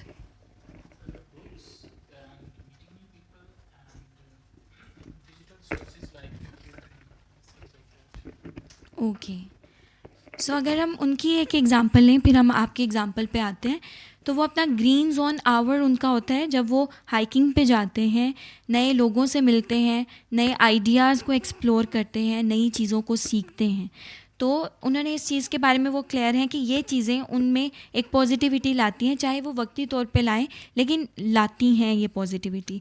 तो वो इस green zone को expand करने के लिए वो अपनी उन एक्टिविटीज़ को रेगुलर बेसिस पे फोकस अगर करें, एक काइंड ऑफ एक रिचुअल बना लें कि उन्होंने ये चीज़ करनी है क्योंकि उन्हें अच्छा लगता है ऐसा करना, और बहुत कॉन्शियसली उसको करें और एक प्रायोरिटी पे रखें। क्योंकि बहुत दफ़ा ऐसा होता है कि हमारे बहुत से लोगों के, अनफॉर्चुनेटली आप पाकिस्तान जैसे मुल्क में हो तो आपका जो प्रोफेशन होता है ना, वो आपका पैशन नहीं होता, वो एक मजबूरी होता है, या बहुत सी जिम्मेदारियां आपके साथ होती हैं, वो पैशन नहीं होती, वो मजबूरी होती हैं। तो वो इतनी मजबूरियां जुड़ जाती हैं कि जो हमारा पैशन होता है ना, हम उसको कुचल देते हैं। तो अपने पैशन को आइडेंटिफाई करें, चाहे वो एक छोटी सी बात है। जैसे कि हमारे कुछ मेल पार्टिसिपेंट्स थे, एक मेल पार्टिसिपेंट थे, उन्होंने कहा कि मुझे ना डांस करना बहुत अच्छा लगता है और मैं कथक डांस करता हूँ, लेकिन मैं एक पख्तून फैमिली से हूँ।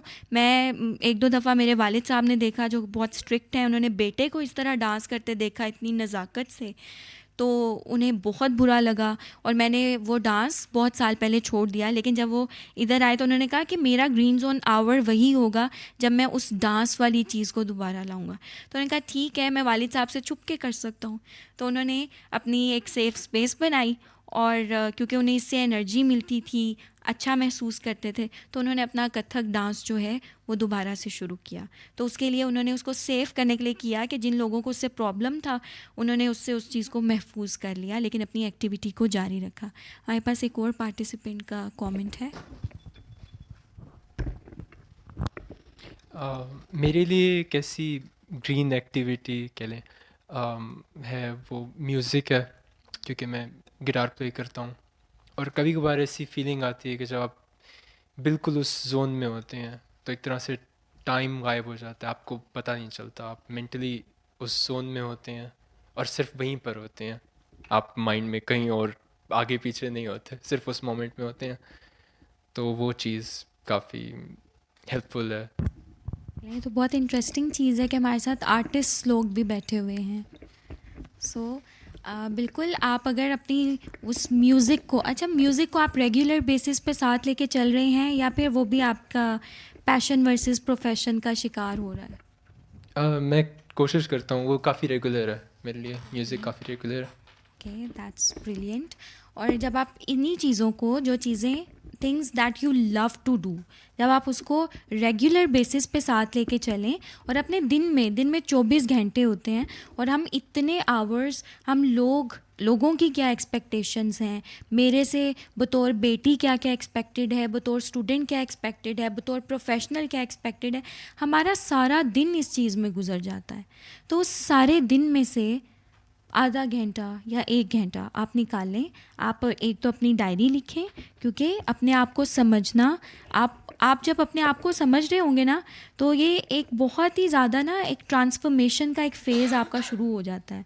आपको अक्सर आपकी ना वो जब आप उसके लिंक्स निकालेंगे, क्योंकि हमारी तो डिटेल्ड फेलोशिप्स होती हैं, तो वो हर वीक पे हमारा पार्टिसिपेंट्स के साथ होता है, तो वो बताते हैं कि अक्सर उनके बचपन के वाक़यात आज के बिहेवियर से जुड़े हुए होते हैं, कभी उस बारे में नहीं सोचा होता, लेकिन जब उसको डॉक्यूमेंट कर रहे होते हैं तो वो अक्सर अपनी स्टोरी सुनाते हैं, तो बताते हैं कि जब मैं 7 साल की थी तब ऐसे हुआ था। उसके बाद वो एक चीज़, एक पैटर्न बन जाती है और ये बहुत इंटरेस्टिंग आपके लिए होगा और आपको ऐसा लगेगा अपनी डायरी को लिखते हुए और पढ़ते हुए कि शायद आपने ज़िंदगी में ऐसी कोई किताब ही नहीं पढ़ी जैसी आपकी अपनी डायरी है, क्योंकि हम इतना अपनी ज़ात से अनअवेयर हैं, इतना हम किसी चीज़ से नहीं हैं। हमारे पास कुछ प्रोफेशनल्स भी होते हैं, बहुत एक्सपर्ट होते हैं अपनी फ़ील्ड में, लेकिन वो अपने बारे में कुछ नहीं जानते होते।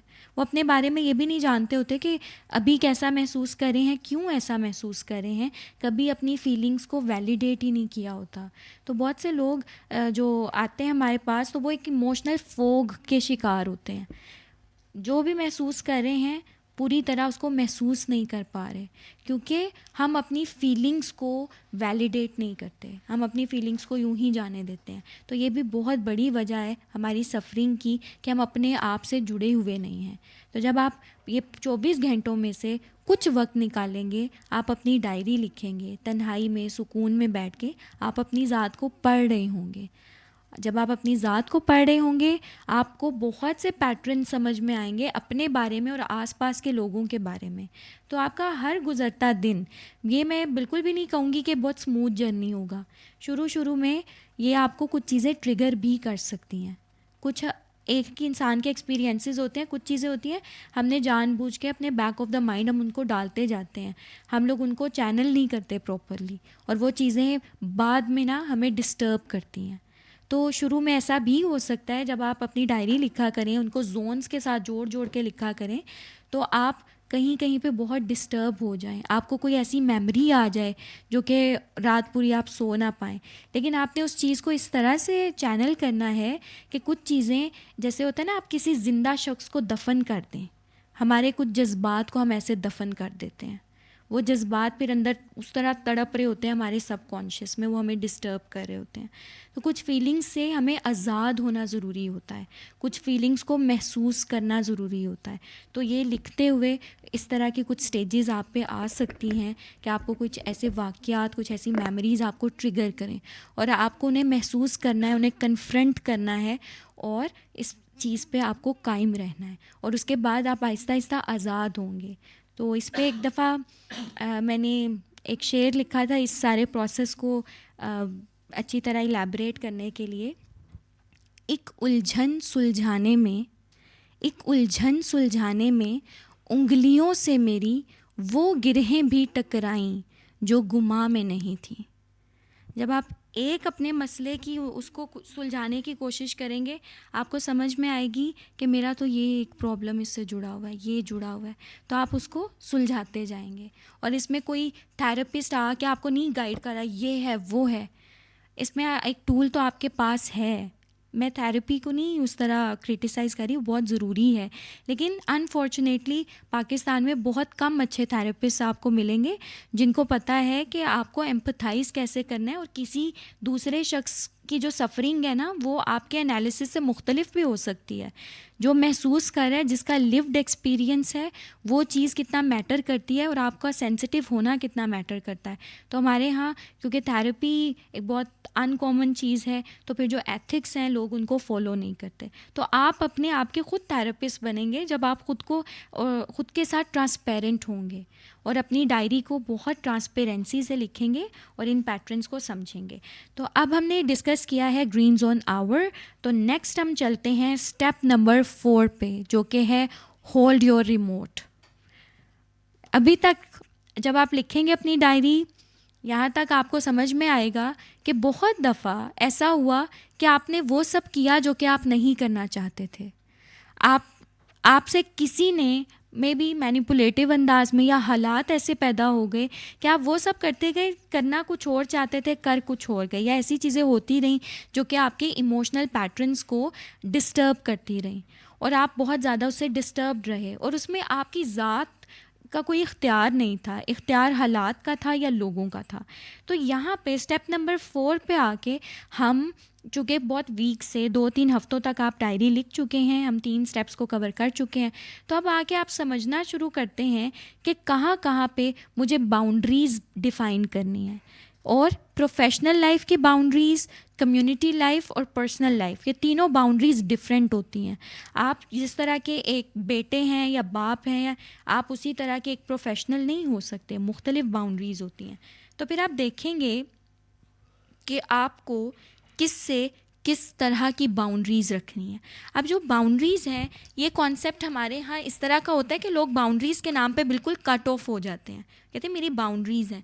अब उसकी वजह से हमारे यहाँ इस तरह का, हमने हर एक इंडिविजुअल को सिर्फ़ एक इंडिविजुअल के तौर पे रहना की एक तरफ हम फ़रोग़ दे रहे हैं कि तन्हाई एक क्राइसिस की तरह पैदा हो रही है।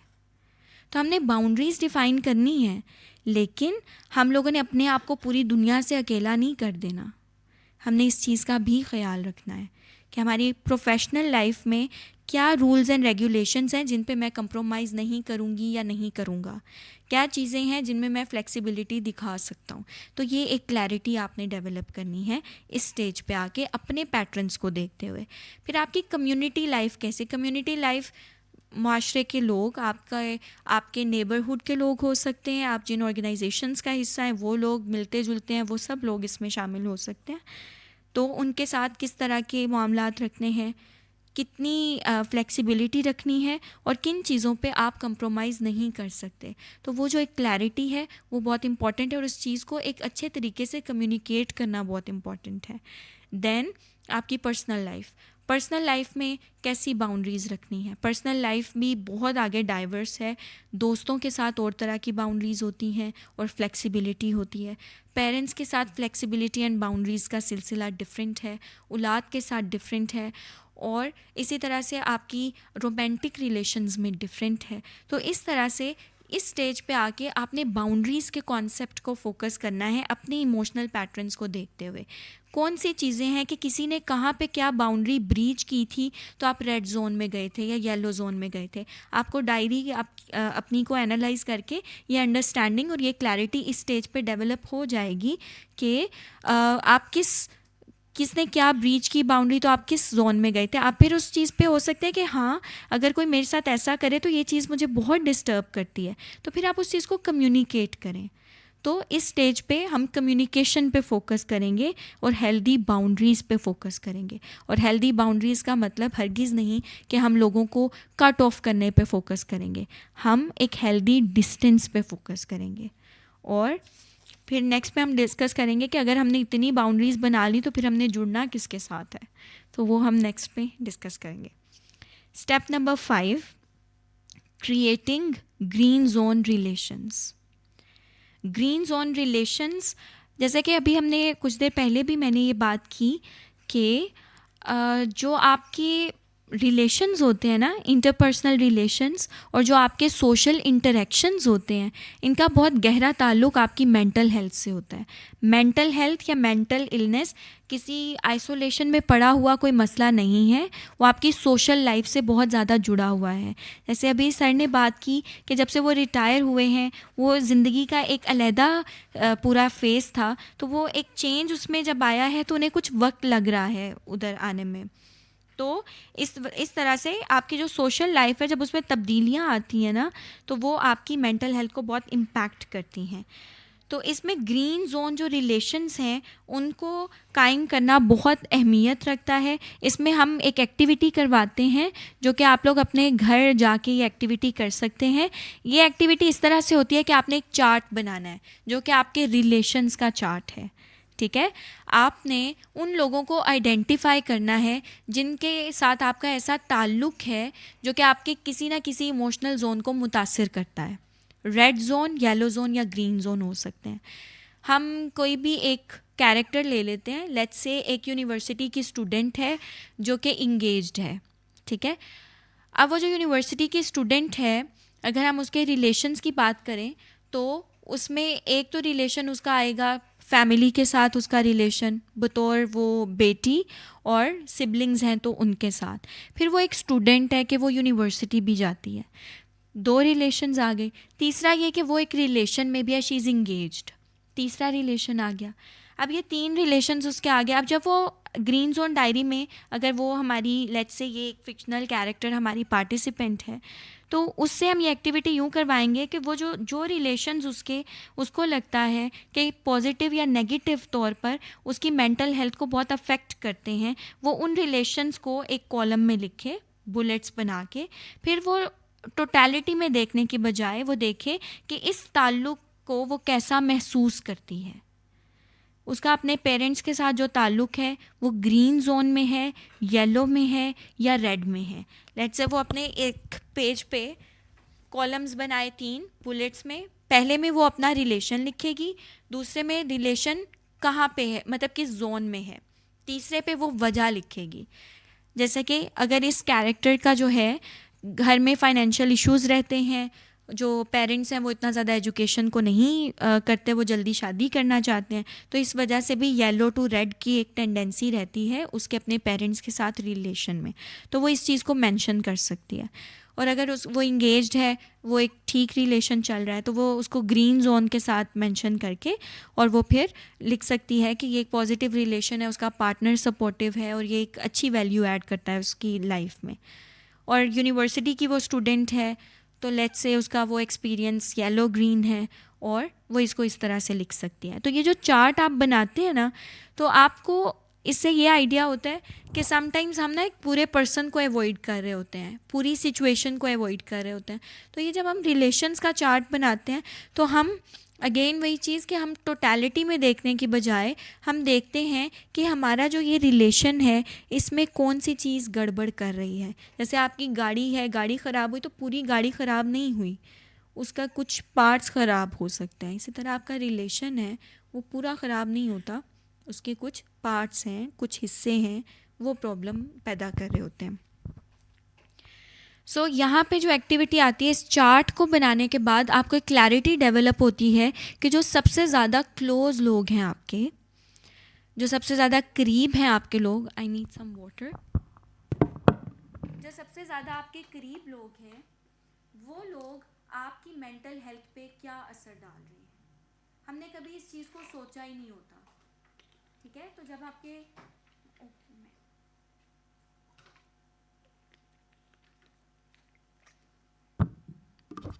तो इस चीज़ को कभी हमने सोचा ही नहीं होता कि जो लोग आपसे बहुत ज़्यादा करीब हैं, ठीक है, आपके पेरेंट्स हो सकते हैं, आपकी औलाद हो सकती है, आपके टीचर्स हो सकते हैं, बहन भाई हो सकते हैं, आपके स्पाउस हो सकते हैं, आप अगर किसी रोमांटिक रिलेशन में आपके पार्टनर हो सकते हैं, तो उसको बहुत क्लियरली देखा जाए कि इस ताल्लुक़ का या इस फ़र्द का मेरी मेंटल हेल्थ में क्या किरदार है।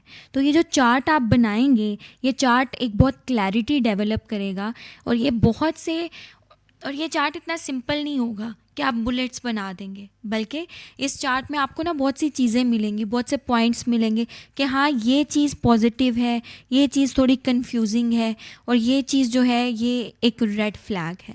तो इसके बाद, इस चार्ट के बाद हम एक और एक्टिविटी भी अपने पार्टिसिपेंट से करवाते हैं, जो कि है writing red and yellow zone letters. अब रेड जोन अलार्मिंग जोन, ख़तरे का जोन, पीक पे बुरा महसूस करें। येलो जोन माइल्ड लेकिन बुरा जोन। हमारे अंदर बहुत सी चीज़ें होती हैं जो कि हमने कम्युनिकेट नहीं की होती। कुछ आपको लाइफ में ठोकरें आई होती हैं, कुछ धोखे मिले होते हैं, कुछ जगहों पे आप एक्सप्लॉइट हुए होते हैं। वो चीज़ हमने ना उसको पी लिया होता है, वो चीज़ हमारे अंदर रह गई होती है और वो अंदर ही अंदर चुभती रहती है, हमने उसको कभी चैनल नहीं किया होता। तो ये जो लेटर्स हैं, ये एक्टिविटी आप रेगुलर बेसिस पे कर सकते हैं।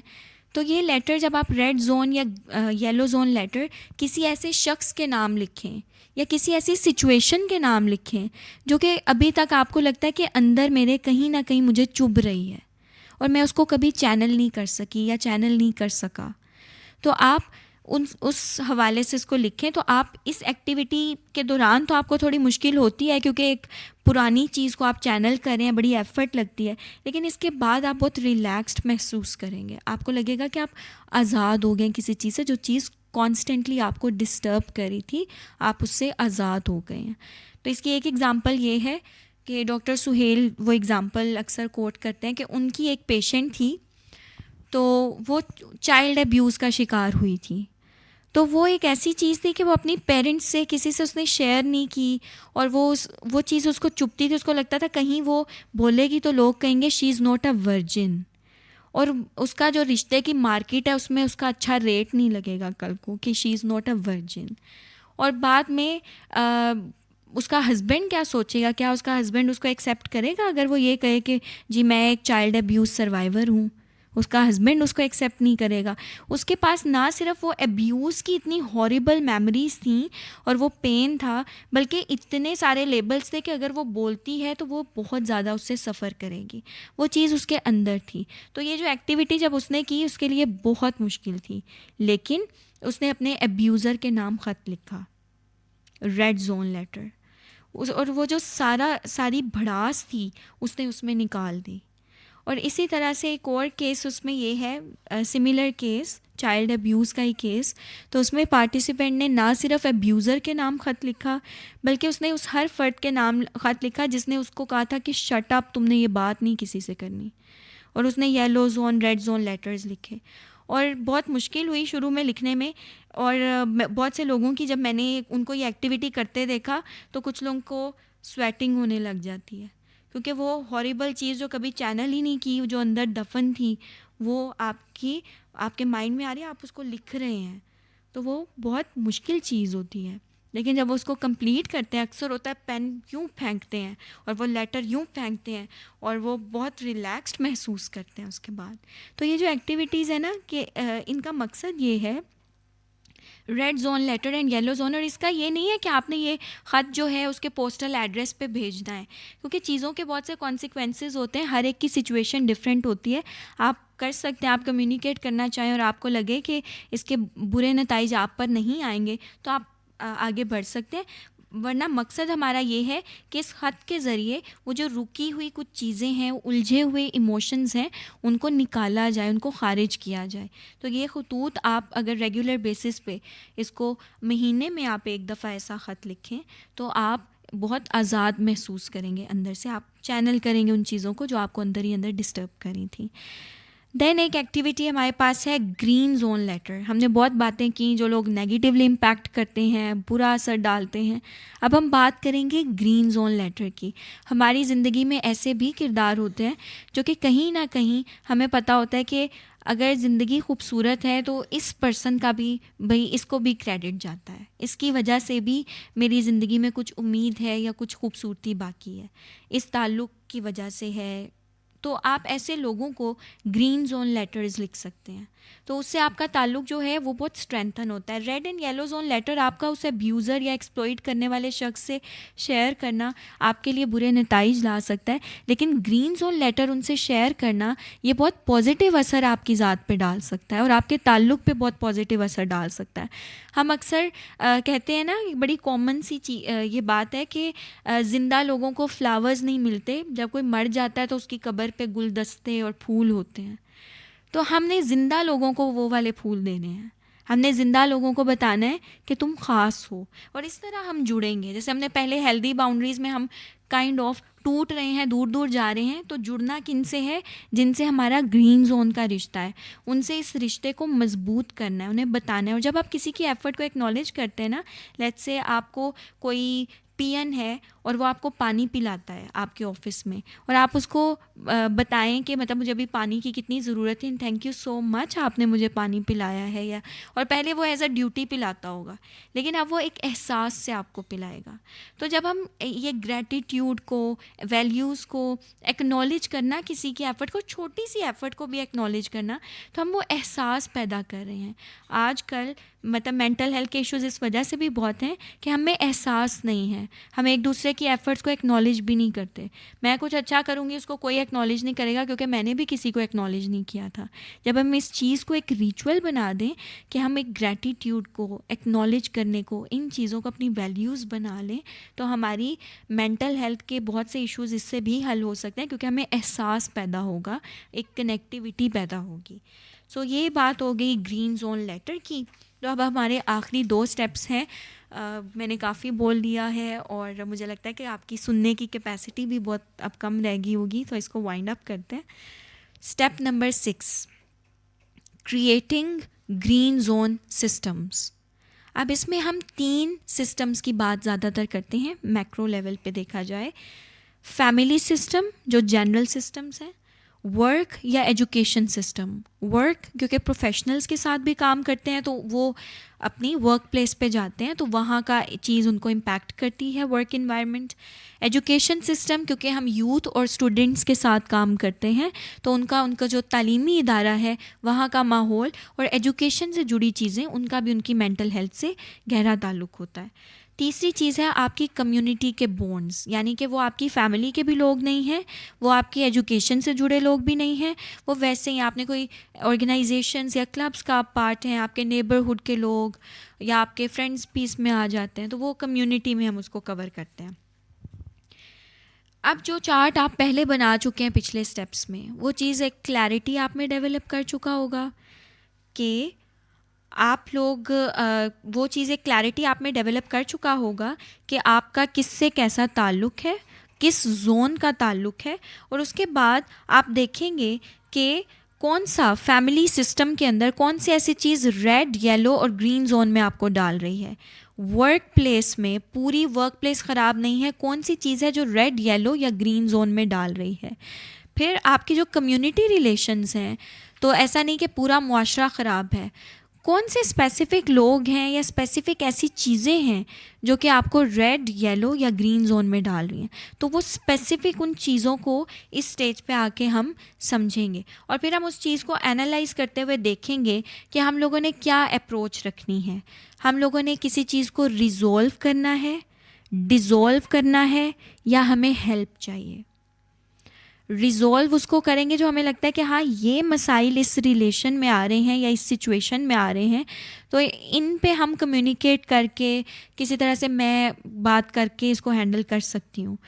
और कुछ चीज़ें इतनी टॉक्सिक हो जाती हैं कि आपको डिज़ोल्व करनी पड़ती हैं, जैसा कि कुछ टॉक्सिक मैरिजेज़ होती हैं, आपको डिज़ोल्व करनी पड़ती हैं। कुछ होती हैं आप इश्यूज़ को रिज़ॉल्व कर लेते हैं, और कहीं पे इतनी वेग हो जाती हैं चीज़ें, इतनी कंफ्यूजिंग हो जाती हैं कि आप समझ नहीं पाते कि मुझे रिज़ॉल्व करने की तरफ जाना चाहिए या डिज़ोल्व करने की तरफ जाना चाहिए, या फिर मुझे हेल्प ले लेनी चाहिए। तो ऐसे में रेकमेंडेड ये है कि आप किसी प्रोफेशनल की हेल्प लें जब आप ख़ुद फैसला नहीं कर पा रहे कि मुझे इसको डिज़ोल्व करना है या रिज़ॉल्व करना है, तो फिर आप प्रोफेशनल हेल्प की तरफ आते हैं। देन स्टेप नंबर 7, इस स्टेप पे आके हम अपने पार्टिसिपेंट्स के साथ डिफरेंट एक्टिविटीज़, और वो हमारे साथ चूँकि काफ़ी वीक से जुड़े रहे होते हैं हमारी फ़ेलोशिप में, जो कि 4 से 5 वीक्स की फ़ेलोशिप होती है, तो फिर हर एक का एक अपना अपना पोटेंशियल होता है। तो आप बताएं कि आपके अंदर ऐसा क्या पोटेंशियल है और आप इंसानियत की खिदमत में उसको कैसे यूज़ कर सकते हैं। अब इंसानियत की खिदमत में थ्योरेटिकल कोई बड़ी बात और ये वो नहीं कर रही, ये प्रूवन चीज़ है कि जो वॉलंटियर वर्क है ये आपकी मेंटल हेल्थ के साथ जुड़ा हुआ है। उसकी वजह ये है कि ये आपकी लाइफ में ना एक मीनिंग ऐड करता है। मैं कहीं पे जाऊँ, मैं कोई ट्रेनिंग डिलीवर करूँ और मुझे एक सर्टेन अमाउंट पे की जाए, वो एज़ अ प्रोफेशनल वो चीज़ काउंट होगी, वो मेरा प्रोफेशन है। लेकिन अगर मैं कोई चीज़ इसलिए करूँ कि मुझे उस चीज़ का एहसास हो, या मैं किसी से जुड़ना चाह रही हूँ, मैं किसी की मदद करना चाह रही हूँ, और उसका ताल्लुक़ फ़ाइनेंस से नहीं है या किसी और फेवर से नहीं है, उसका ताल्लुक़ ये है कि मैं किसी बेहतर चीज़ में या किसी चीज़ को बेहतर बनाने में कंट्रीब्यूट करना चाह रही हूँ, तो उस चीज़ का, उस एहसास का आपकी मेंटल हेल्थ पे बहुत पॉजिटिव असर पड़ता है। ये आपकी सेल्फ़ एस्टीम को बूस्ट करती है ये चीज़। इस वजह से हम वॉलंटियर वर्क को बहुत ज़्यादा इंकरेज करते हैं, और वो ये नहीं कि आपकी सीवी बिल्ड करने के लिए आपने that so called work in different organisations, बल्कि आपका दिल जिस काम पे आए आप वो काम करें। जैसे मैं एक पोइट को जानती हूँ, शायद और भी यहाँ कोई लोग जानते हों, Naseer Ahmad Nasir, one of my favourite poets.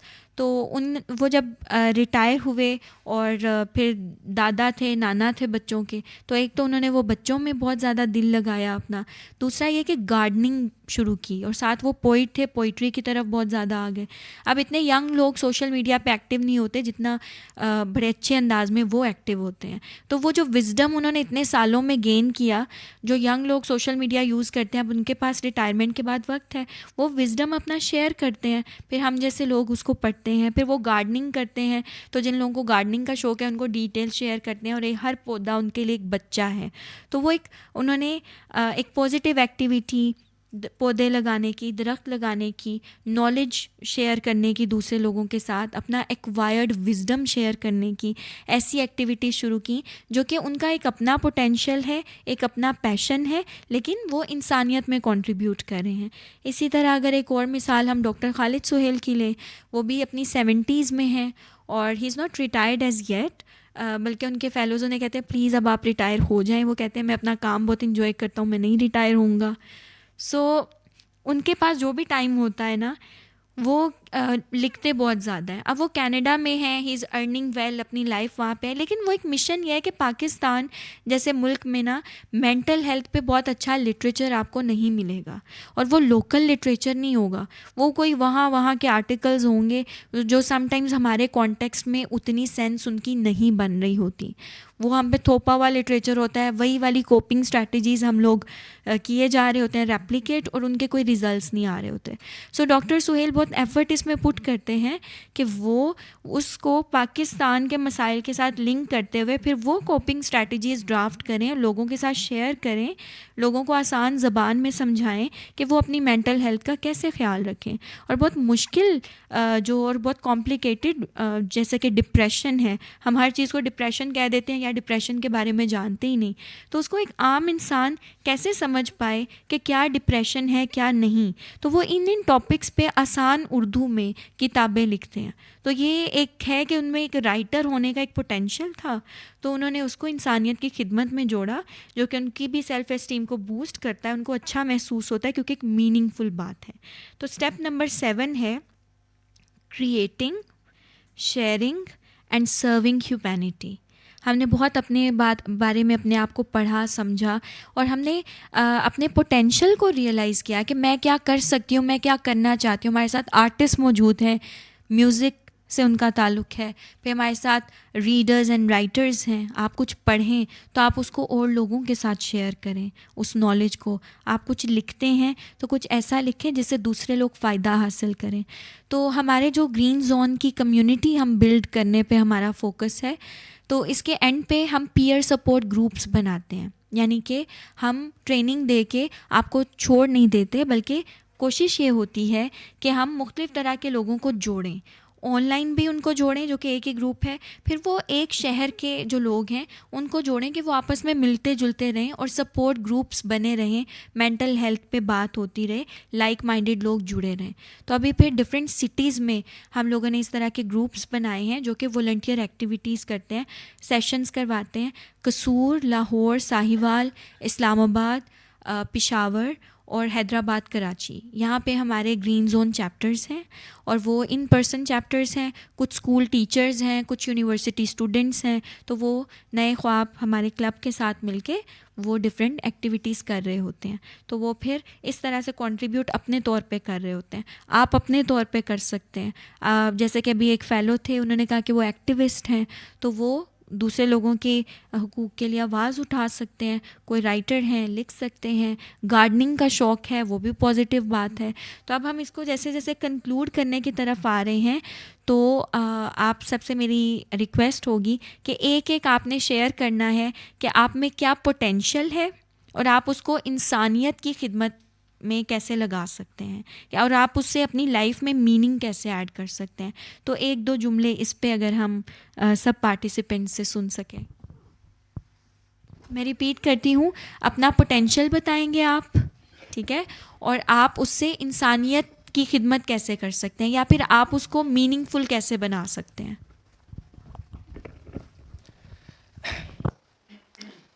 मुझ में जो है बचपन से बुक्स रीडिंग का बहुत शौक़ है और मैंने बहुत सारे बुक्स पढ़े हैं।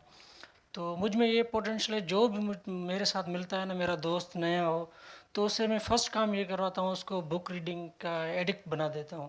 यानी उसको बुक गिफ्ट करता हूँ या उसको शॉप पे लेके जाता हूँ, उसको बुक को लेके देता हूँ और उसको तरीके बताता हूँ कि भाई ऐसे पढ़ना है, ऐसे पढ़ना है।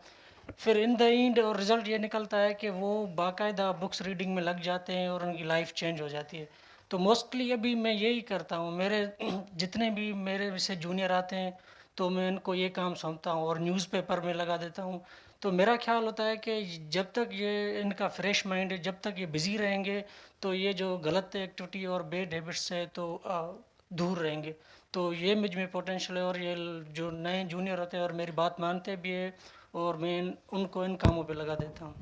चलिए, बेस्ट विशेज़, आप इसको जारी रखिएगा एंड आई होप कि ये और भी लोगों को इंस्पायर करे और आपकी लाइफ में भी यकीनन मीनिंग ऐड कर रहा है और भी करे। बिल्कुल, थैंक यू।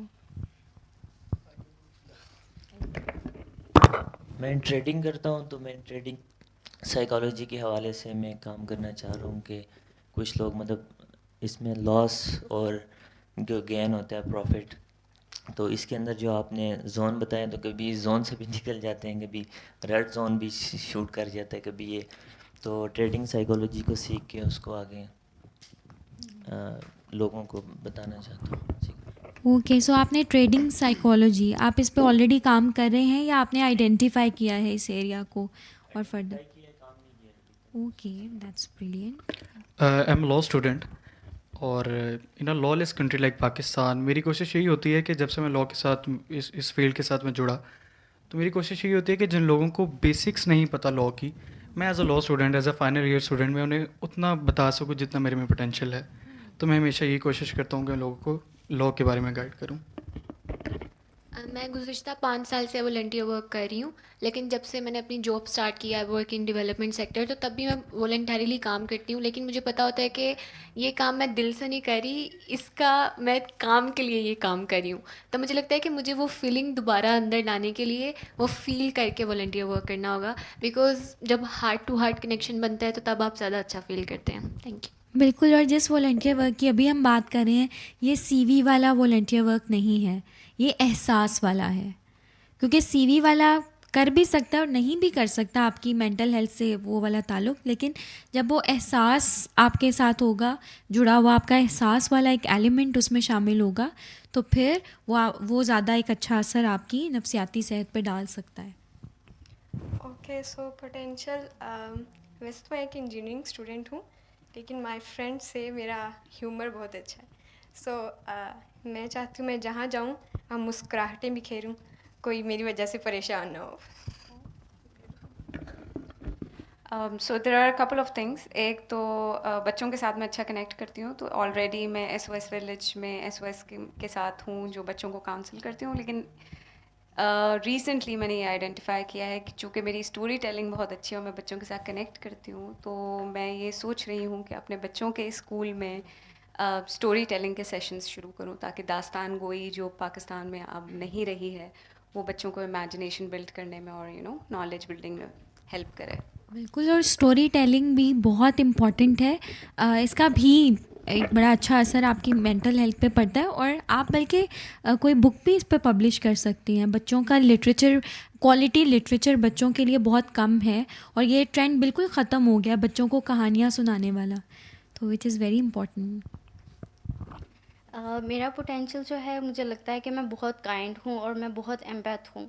तो इसी तरह से मतलब मैं काइंड एक्ट्स मतलब रैंडमली करना चाहती हूँ और करती रहती हूँ, तो मुझे अच्छा लगता है और मैं यही करना चाहूँगी। काइंड एक्ट्स को अगर आप थोड़ा स्पेसिफाई करें, किस तरह के? ओके, काइंड एक्ट्स मतलब यानी कि मैं गई हूँ, मैं लोकल ट्रैवल कर रही हूँ, मतलब मेट्रो में ट्रैवल कर रही हूँ मैं, ठीक है। और मतलब मैं सीट पे बैठी हुई हूँ और एक खातून आती हैं जो मतलब बड़ी एज की हैं, या उन्हें कोई प्रॉब्लम है, बीमार हैं, कुछ भी, तो वो मतलब वो आके खड़ी हो जाती हैं, लेकिन मैं तो बिल्कुल ठीक हूँ, तो मैं उन्हें अपनी सीट दे देती हूँ कि वो बैठ जाएं और मैं खड़ी हो जाती हूँ, क्योंकि मैं खड़ा हो सकती हूँ ना इजीली। तो इस तरह के मतलब छोटे मोटे थोड़ी सी कंपैशन मैं दिखाती रहती हूँ। और आजकल के दौर में ये बहुत ज़रूरी है और बहुत रेयर हो गई हैं ये चीज़ें, ये वाला एहसास, सो इट्स रियली अप्रिशिएबल। जी हयात। जी, as an M scholar of international relations, तो मैं समझता हूँ कि मेरा पोटेंशियल इसमें लाई करता है कि somehow I can relate social activism to the study of peace and conflict, क्योंकि हमारी स्टडी वॉर एंड पीस पे हम स्टडी करते हैं, तो सोशल एक्टिविज़म को, पॉलिटिकल एक्टिविज़म को हम किसी तरीके से इससे लिंक कर दे बाय बिल्डिंग एन इंस्टीट्यूशन और something like that. Beside that I am also an artist और I am a flute player, तो मैं बिलीव इस पे यकीन रखता हूँ कि मेरा पोटेंशियल उसमें इतना लाइन नहीं करता, because these things are only for myself. The true potential that I have is the I can like link these institution somehow, जो कि पाकिस्तान में अभी तक नहीं हो रहा। सो आई बिलीव दैट ये है। मेरा नाम अस्मा तनवीर है और मैं MS स्कॉलर भी हूँ और रिसर्चर भी हूँ, और एज अ रिसर्च ऑफिसर और इंटरनेशनल NGO में काम कर रही हूँ, और मेंटल वेलबींग पर भी काम कर रही हूँ नए ख्वाब के साथ, और मैं म्यूज़िक प्लेयर भी हूँ, वायलिन प्लेयर हूँ और हॉर्स राइडर भी हूँ। तो इस लिहाज से, और मेरी पर्सनैलिटी भी ऐसी है कि मैं बहुत ज़्यादा स्माइल करती हूँ और लोग बड़े अफेक्ट होते हैं इस चीज़ से। तो और मैं बहुत ज़्यादा, मैंने गिलगित में काम किया NGO के लिहाज से, एग्रीकल्चर जोन पर, एजुकेशन पर, क्लाइमेट चेंज पर, तो लोगों को बहुत ज़रूरत है वहाँ पर भी मेंटल वेलबींग की, बिकॉज बहुत सारी गीज़र एक ऐसी सिटी है जहाँ पर लोगों के बच्चे बहुत ज़्यादा पढ़े लिखे हैं, लेकिन उनके वालिदैन नहीं पढ़े और उनके जो रिलेशनशिप्स हैं वो आपस में नहीं मतलब इतना कांटेक्ट करते हैं, तो वो लोग, उनके वहाँ पे डेथ बहुत ज़्यादा होती हैं, बच्चे चलते हुए बस से छलांग लगा देते हैं, पढ़े लिखे लड़के लड़कियाँ।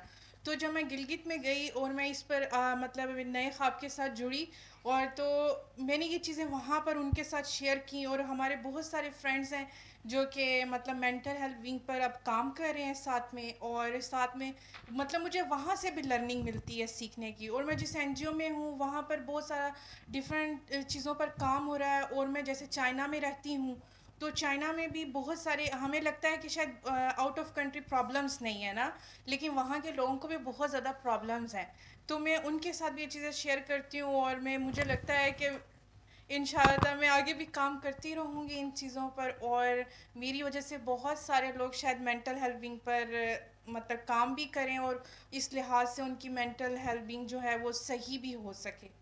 तो इंशाअल्लाह मेरी दुआ है कि मैं नए ख्वाब के साथ आगे भी काम करती रहूँ और मेरी लर्निंग भी होती है। इंशाल्लाह इंशाल्लाह। थैंक यू असीमा।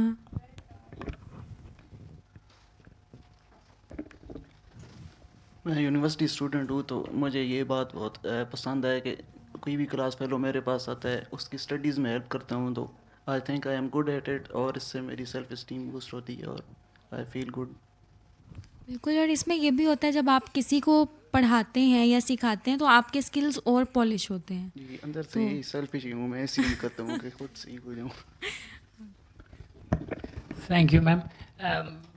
मैं अपना पोटेंशियल बताने से पहले ज़रा एक क्वेश्चन करना चाह रहा था कि आपने बीच में एक स्टेप्स में बताया कि कुछ लोगों के बारे में हमें बाउंड्रीज डिफ़ाइन करनी चाहिए, पर हम तो डिफ़ाइन कर देते हैं पर वो कंटिन्यूसली बाउंड्री ब्रीच करते हैं। तो sometimes it's just about moving away from these people. Maybe you can give us more guidance on that. जी जी आप बोलिए। ओके, आपका सवाल अभी है या ये इतना ही था? इतना ही था। मैं Okay. अपना बता दूं कि मैं I always very conscious about people around me, कि not only the way they behave but also कि वो खाते क्या हैं और उनकी वो आदतें क्या हैं। और I am working for an agriculture organisation, so I believe that people should move towards their roots, and they should be very conscious of their diet, because cities like Islamabad are not a very healthy places to live. Some gardener from Lahore, even though Lahore looks very, with full of smog and congestion and everything, but his name is Javed Iqbal. Every time he's sending some film from a garden, you hear the birds and you hear everything very nice. So the older cities and your roots, they are more better off for you, for a better green zone, a green environment. So I am very conscious about, because of my own health, have some stomach issues, very conscious about my own diet. But then at the same time, the person with me at that particular project, I am very conscious about that person as well. Okay, that person should be on the right track in terms of diet, and his plans are accordingly, we match on that. So I like to have people around me, and the people who coordinate with each other very well, and I do the job. Thanks for sharing sir, and that's really interesting. और आपका जो सवाल है, हम इस activity के बाद आपका सवाल और फिर किसी और का भी सवाल होगा, उनको एक साथ एड्रेस कर लेंगे। Thank you. Yes please. So, professionally, I'm a writer. Passion-wise, I'm a gardener, and my background is in physics. तो अभी जो मेरा मिशन रहा है इस साल, I am trying to use this interdisciplinary skill set to heal the rift between people and Mother Earth. हम nature से, हम नेचर तो नहीं कहना चाहिए, the earth is our mother, right? हम इतना दूर हो गए हैं और इसके बारे में नॉलेज इतनी कंपार्टमेंटलाइज हो गई है कि आम आदमी, आम इंसान का कोई लिंक रहा ही नहीं, कोई मोहब्बत रही ही नहीं। तो इस साल मेरा ये मिशन है कि I am going to use my words and my public speaking abilities and my writing abilities and my artistic abilities to try to heal that जो बड़ा सा एक wound आ गया है, try to heal that gap. Yeah. So bridging the gap with Mother Earth. Yes. At a level which is accessible to everyone. मतलब a mass, एक जो mindset shift होता है, which is not only for those जिन्होंने masters in environmental sciences की हुई है, but common इंसान के level पे जो काम हो सकता है उससे related. This has been my mission this entire year. Yeah. बिल्कुल इस चीज़ की बहुत ज़रूरत है। क्लाइमेट चेंज तो एक Yes, रियलिटी yes. है, लेकिन उस पर काम बहुत हो रहा है, लेकिन आम इंसान अभी भी नहीं समझ पा रहा उस सारे काम में, उस सारे एक्टिविज़म में भी कि क्या हो रहा है, क्या होने की ज़रूरत है। तो आसान अल्फाज में एक आम इंसान के लिए ऐसे कंटेंट की बहुत ज़रूरत है। Yes sir. Thank you for your inspiring lecture. I felt greatly honored to be here this evening. मैं ज़ाती तौर पे कोशिश करता हूँ कि I should try to help needy people where I think they need help. I try to do that, and among the relatives particularly, and I motivate my 3 sons to follow the suit. So thank you very much for this good talk today. Thank you. Thank you, sir. As a student of politics, I'm always very passionate about serving this country, Pakistan. Other than that, I love to teach, so I will use teaching for the community service. Okay.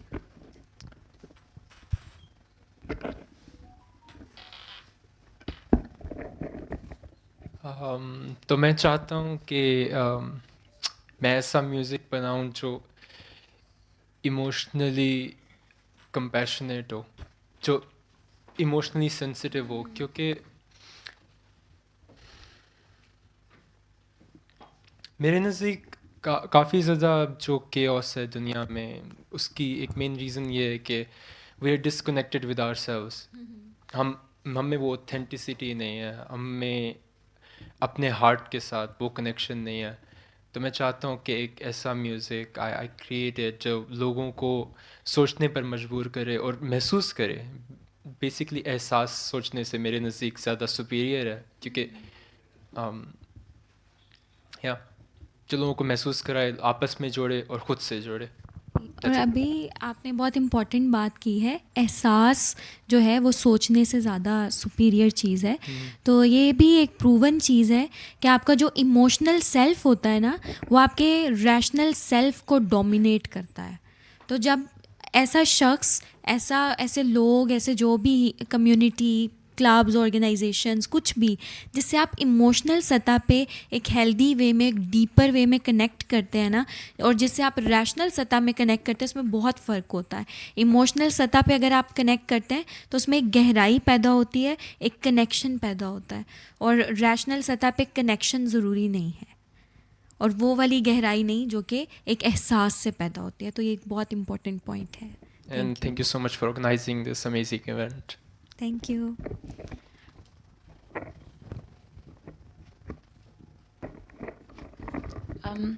I am a political and climate change activist, also a feminist. I try to create I try to create political and socio-cultural awareness among women to create a safe space for each other through my writings and in my humble capacity at individual and collective level both. Thank you. Okay, that's lovely. I think I'm a good listener, so I hope to visit old age home or SOS village. I would like to spend time with people who are loneliest in the world.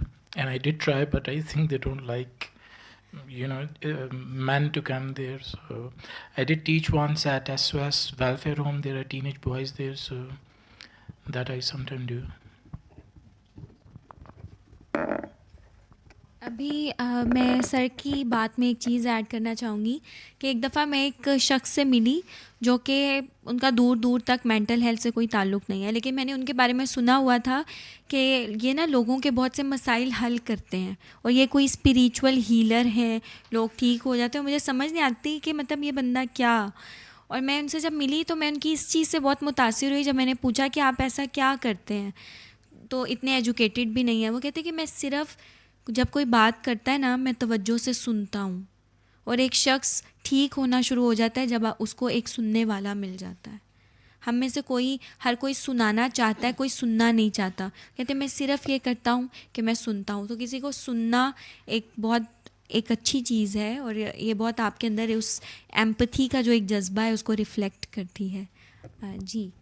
Well, lastly, I found myself that I'm a good motivation person, and I can give the for others good motivate, and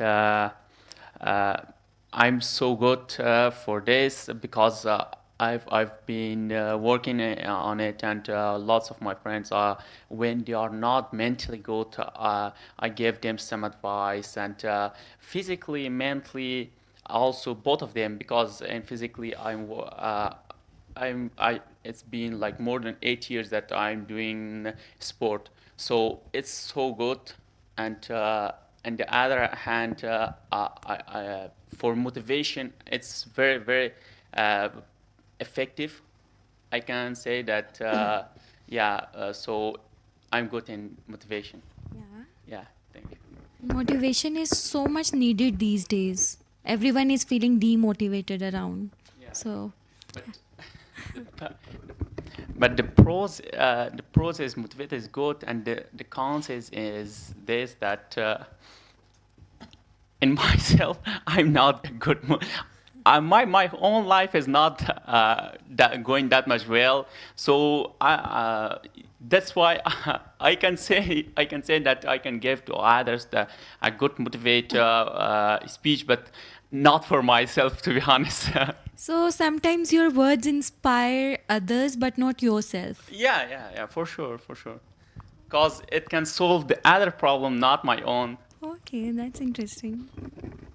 मैं जी इधर करीब ही रहता हूँ, तो मैं online देख रहा था, तो I felt obliged to come and meet some of the participants and you.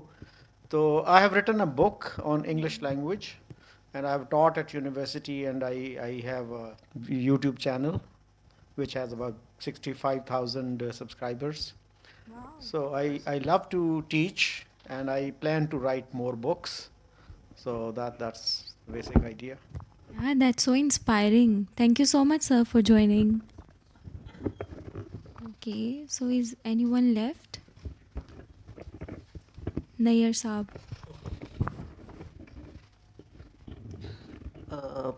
अब इन्होंने माइक दे दिया तो कुछ बोलना ही पड़ेगा।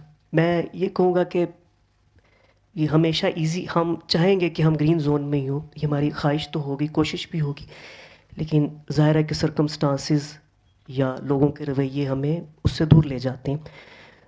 लेकिन अगर आप रेड या येलो जोन में भी हैं तो it has perhaps some purpose. आप कम से कम उस स्ट्रगल को, उस डिस्ट्रेस के बारे में आगाह होते हैं जो इस जोन में आप हैं या कोई और अगर है तो वो उससे गुज़र रहा होता है। तो हम अगर ख़ुद के लिए ग्रीन जोन चाहते हैं तो परहैप्स इट इज़ वाइज कि हम दूसरों के लिए भी वैसे ही इम्कान और असबाब पैदा करें कि दूसरे लोग भी रेड या येलो में ना जाएं, बल्कि हम उनको फैसिलिटेट करें कि वो ग्रीन जोन में जाएं। Well, it is for sure कि लाइफ जो है वो एक चैलेंज है।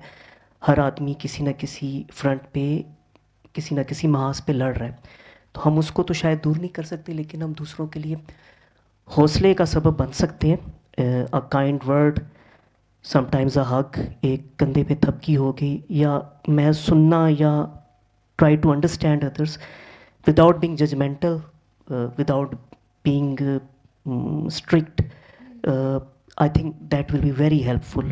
तो अगर ये दूसरों को हेल्प दे सकता है तो ये एक मिज़री होगी कि दूसरा शख्स जो है इनसे महरूम रहे जो आप उसको दे सकते हैं, और उसको सोने से पहले फेवरिन, सिप्रालेक्स या सिटान्यू लेनी पड़े when these kind gestures can help.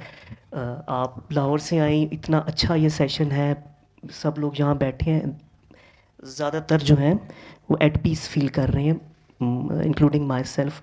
और हमें इससे एक चीज़ का ज़रूर एहसास होना चाहिए कि सुनना, दूसरों की पेन को समझना, ये सिर्फ़ एक फ़र्द का काम नहीं है, बल्कि ये कम्युनिटी या सोसाइटी का काम है कि वो ऐसा माहौल बनाए कि हम एक दूसरे को सुने, समझें, एक दूसरे के लिए हेल्पफुल हो सकें। और जो मेंटल हेल्थ है ये हमारे समाज में टैबू नहीं होनी चाहिए, इसको मेन स्ट्रीम करना चाहिए, इसकी जो अवेयरनेस है। यहाँ इससे पहले भी सेशंस इस तरह के मौज़ूआत पर होते हैं। हमारी कोशिश होती है कि हम जो आगाही दे सकते हैं अपनी हम्बल कैपेसिटी में वो देते रहें, मगर ज़ाहिर है कि ये आप लोगों की शमूलियत, जिस तरह आप इतनी दूर से इतने गर्म मौसम में तशरीफ़ लाई है, इसके बगैर मुमकिन नहीं है। तो we wholeheartedly appreciate you and thankful to you. आप सब लोगों के लिए भी हम यही तहसीन रखते हैं, एंड आई होप कि ये सफ़र हमारा जारी रहे। आई होप कि जो ऑनलाइन हमें देख रहे हैं वो भी इससे सीखें, और हम एक अनहेल्दी समाज से एक हेल्दी समाज की तरफ जाएं। इसकी मुझे भी ज़रूरत है, इसकी शायद हर शख्स को ज़रूरत है। बस यही मेरे कुछ बेरब से ख्यालात होंगे। Very well said and thank you so much. अब हम आते हैं सर आपके सवाल की तरफ। आपने कहा कि जो, अगर आप रिपीट कर दें कि बाउंड्रीज़ जो होती हैं, आप माइक सर को दे सकते हैं ताकि वो अपना सवाल एक बार। जी थैंक यू। मैं बीच में सुन रहा था आपके कुछ रेमेडीज़ में, जैसे हम लिख भी रहे हैं, पर आई पर्सनली बिलीव कि you can't change people completely, and the real core of person, जो एक इंसान की ख़ास नेचर होती है ना, अच्छी और बुरी, उसको चेंज नहीं किया जा सकता. तो कुछ लोग होते हैं कि उनको यू कांट इवन कंट्रोल. तो मैं generally bring in a third party, or I just avoid such people. So if we sometimes try to resolve certain kind of people, we might be actually putting ourselves under too much hardship, because there is no need. Some people don't change. It's part of the society, and maybe according to us. But I think कि कुछ लोगों की जो boundaries आप define करते हैं ना, वो ब्रीच करते रहेंगे. तो it's better to take your own way. Yes sir, and I totally agree with this point. इसको मैं एक एग्जांपल से थोड़ा सा क्लियर करना चाहूँगी ताकि हमारा ये वाला कॉन्सेप्ट भी, बाउंड्रीज़ वाला कॉन्सेप्ट भी क्लियर हो. हमारी एक पार्टिसिपेंट थी और वो यूनिवर्सिटी स्टूडेंट थी. अब उसके जो घर का इन्वायरमेंट है, बिकॉज ऑफ पेरेंट्स, वो बहुत नेगेटिव था. और शुरू में उसको ऐसा लगता था कि शायद वो एक अच्छी औलाद नहीं, अच्छी बेटी नहीं, क्योंकि पेरेंट्स को हमारे यहाँ सुपर नेचुरल फिगर्स के तौर पे देखा जाता है, और जहाँ प्रॉब्लम आएगा औलाद नाफरमान, औलाद नाफरमान. तो वो बच्ची भी उसी में ही शायद उस चीज़ का शिकार थी. लेकिन आहिस्ता आहिस्ता उसे समझ में आया कि ज़्यादा वो जो करती है वो रिएक्शन होता है, लेकिन नेगेटिव जो एक्शन है वो पेरेंट्स के कुछ रवैयों से आ रहा था. अब वो पेरेंट्स पे फाइनेंशियली डिपेंडेंट भी थी और पेरेंट्स भी थे. अब उनसे हेल्दी बाउंड्रीज़ कैसे रखती. अब हमारे इस प्रोग्राम में जब आई है तो आहिस्ता आहिस्ता हम उसके साथ चीज़ों को करके हम इस नतीजे पे पहुँचे, और इस चीज़ को उसने अपनी ज़िंदगी में इम्प्लीमेंट किया कि उसने अपने पेरेंट्स के साथ इमोशनल की बजाय फंक्शनल बेसिस का रिलेशन रखा. और वो इस तरह से कि पेरेंट्स अगर फाइनेंशियली स्पॉन्सर कर रहे हैं तो एक बेटी के से वो क्या क्या एक्सपेक्ट करते हैं, क्योंकि उनका इमोशनल कनेक्शन तो पहले ही हेल्दी वे में स्ट्रॉन्ग नहीं. बेटी से एक्सपेक्ट करते थे कि कुछ वो घर के काम कर देती, कुछ मेहमान आते उन्हें पूछ लेती, और वालदा की दवाइयों का ख्याल रख लेती, और जो भी काम उसके थे वो उन कामों को पूरी तरह से सरअंजाम देती थी. लेकिन जो उसकी इमोशनल एक्सपेक्टेशंस थी अपने पेरेंट्स के साथ, जो एक बड़ा डीप बॉन्ड था, जिससे वो बहुत बुरी तरह मायूस हुई थी, क्योंकि जब वो एक उसने इमोशनल एक्सपेक्टेशंस रखी हैं, हर दफ़ा वो हर्ट होती थी. तो उसने वो फंक्शनल बेसिस पे किया कि पेरेंट्स अगर काइंड ऑफ स्टाइपेंड दे रहे हैं कि एजुकेशन चल रही है, तो वो ये XYZ काम कर दे. तो अब यहाँ पे एक सवाल ये भी आता है कि वो जो एक वॉइड आप में रह जाता है, खला रह जाती है जज्बात की, आप पेरेंट्स से एक जज्बाती ताल्लुक़ जो है उसमें गहराई को ख़त्म या कम कर रहे हैं, तो उसको पुर कैसे करना है. तो फिर उसमें कॉन्सेप्ट आता है फैमिली ऑफ द हार्ट का.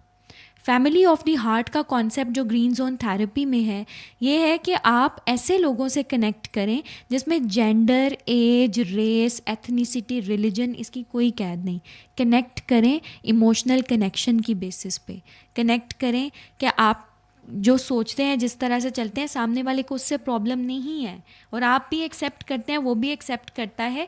एक दूसरे को लेके एक्सेप्टेंस है, और एक गहराई है एहसास के अंदर. तो जो एहसास की बेसिस का रिलेशन है, उसका ना तो मज़हब है, ना उसकी कोई जेंडर है, ना उसकी कोई एज है. तो ऐसी फ्रेंडशिप्स को हम बहुत इंकरेज करते हैं कि वो जो जज्बात की खला पैदा हो जाती है जब हम कट ऑफ करते हैं कुछ टॉक्सिक लोगों को, या फंक्शनल बेसिस पे एक रिलेशन ले आते हैं इमोशनल से स्विच करके, तो हम उसको रिप्लेस कर दें फैमिली ऑफ द हार्ट के साथ.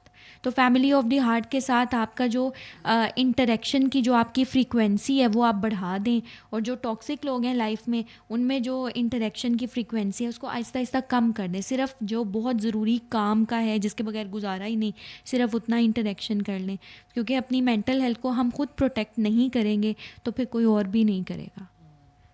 तो अगर कोई और सवाल है या कोई फीडबैक है, अदरवाइज़ फिर हम इसको वाइंड अप करते हैं. Thank you so much everyone for coming. और मैंने बहुत इन्जॉय किया है आज के सेशन को. आप लोगों की वजह से इतनी डाइवर्सिटी थी इस सारे हमारे पार्टिसिपेंट्स में, सारी गैदरिंग में. कोई आर्टिस्ट है, कोई राइटर है, कोई पढ़ाते हैं, कुछ पढ़ने वाले हैं. तो ये मेरे अपने लिए बहुत लर्निंग थी, और बहुत अच्छा लगा आप लोगों से मिलके. और अगर आपका कोई सवाल है या कोई फीडबैक है तो आप शेयर कर सकते हैं. Thank you so much.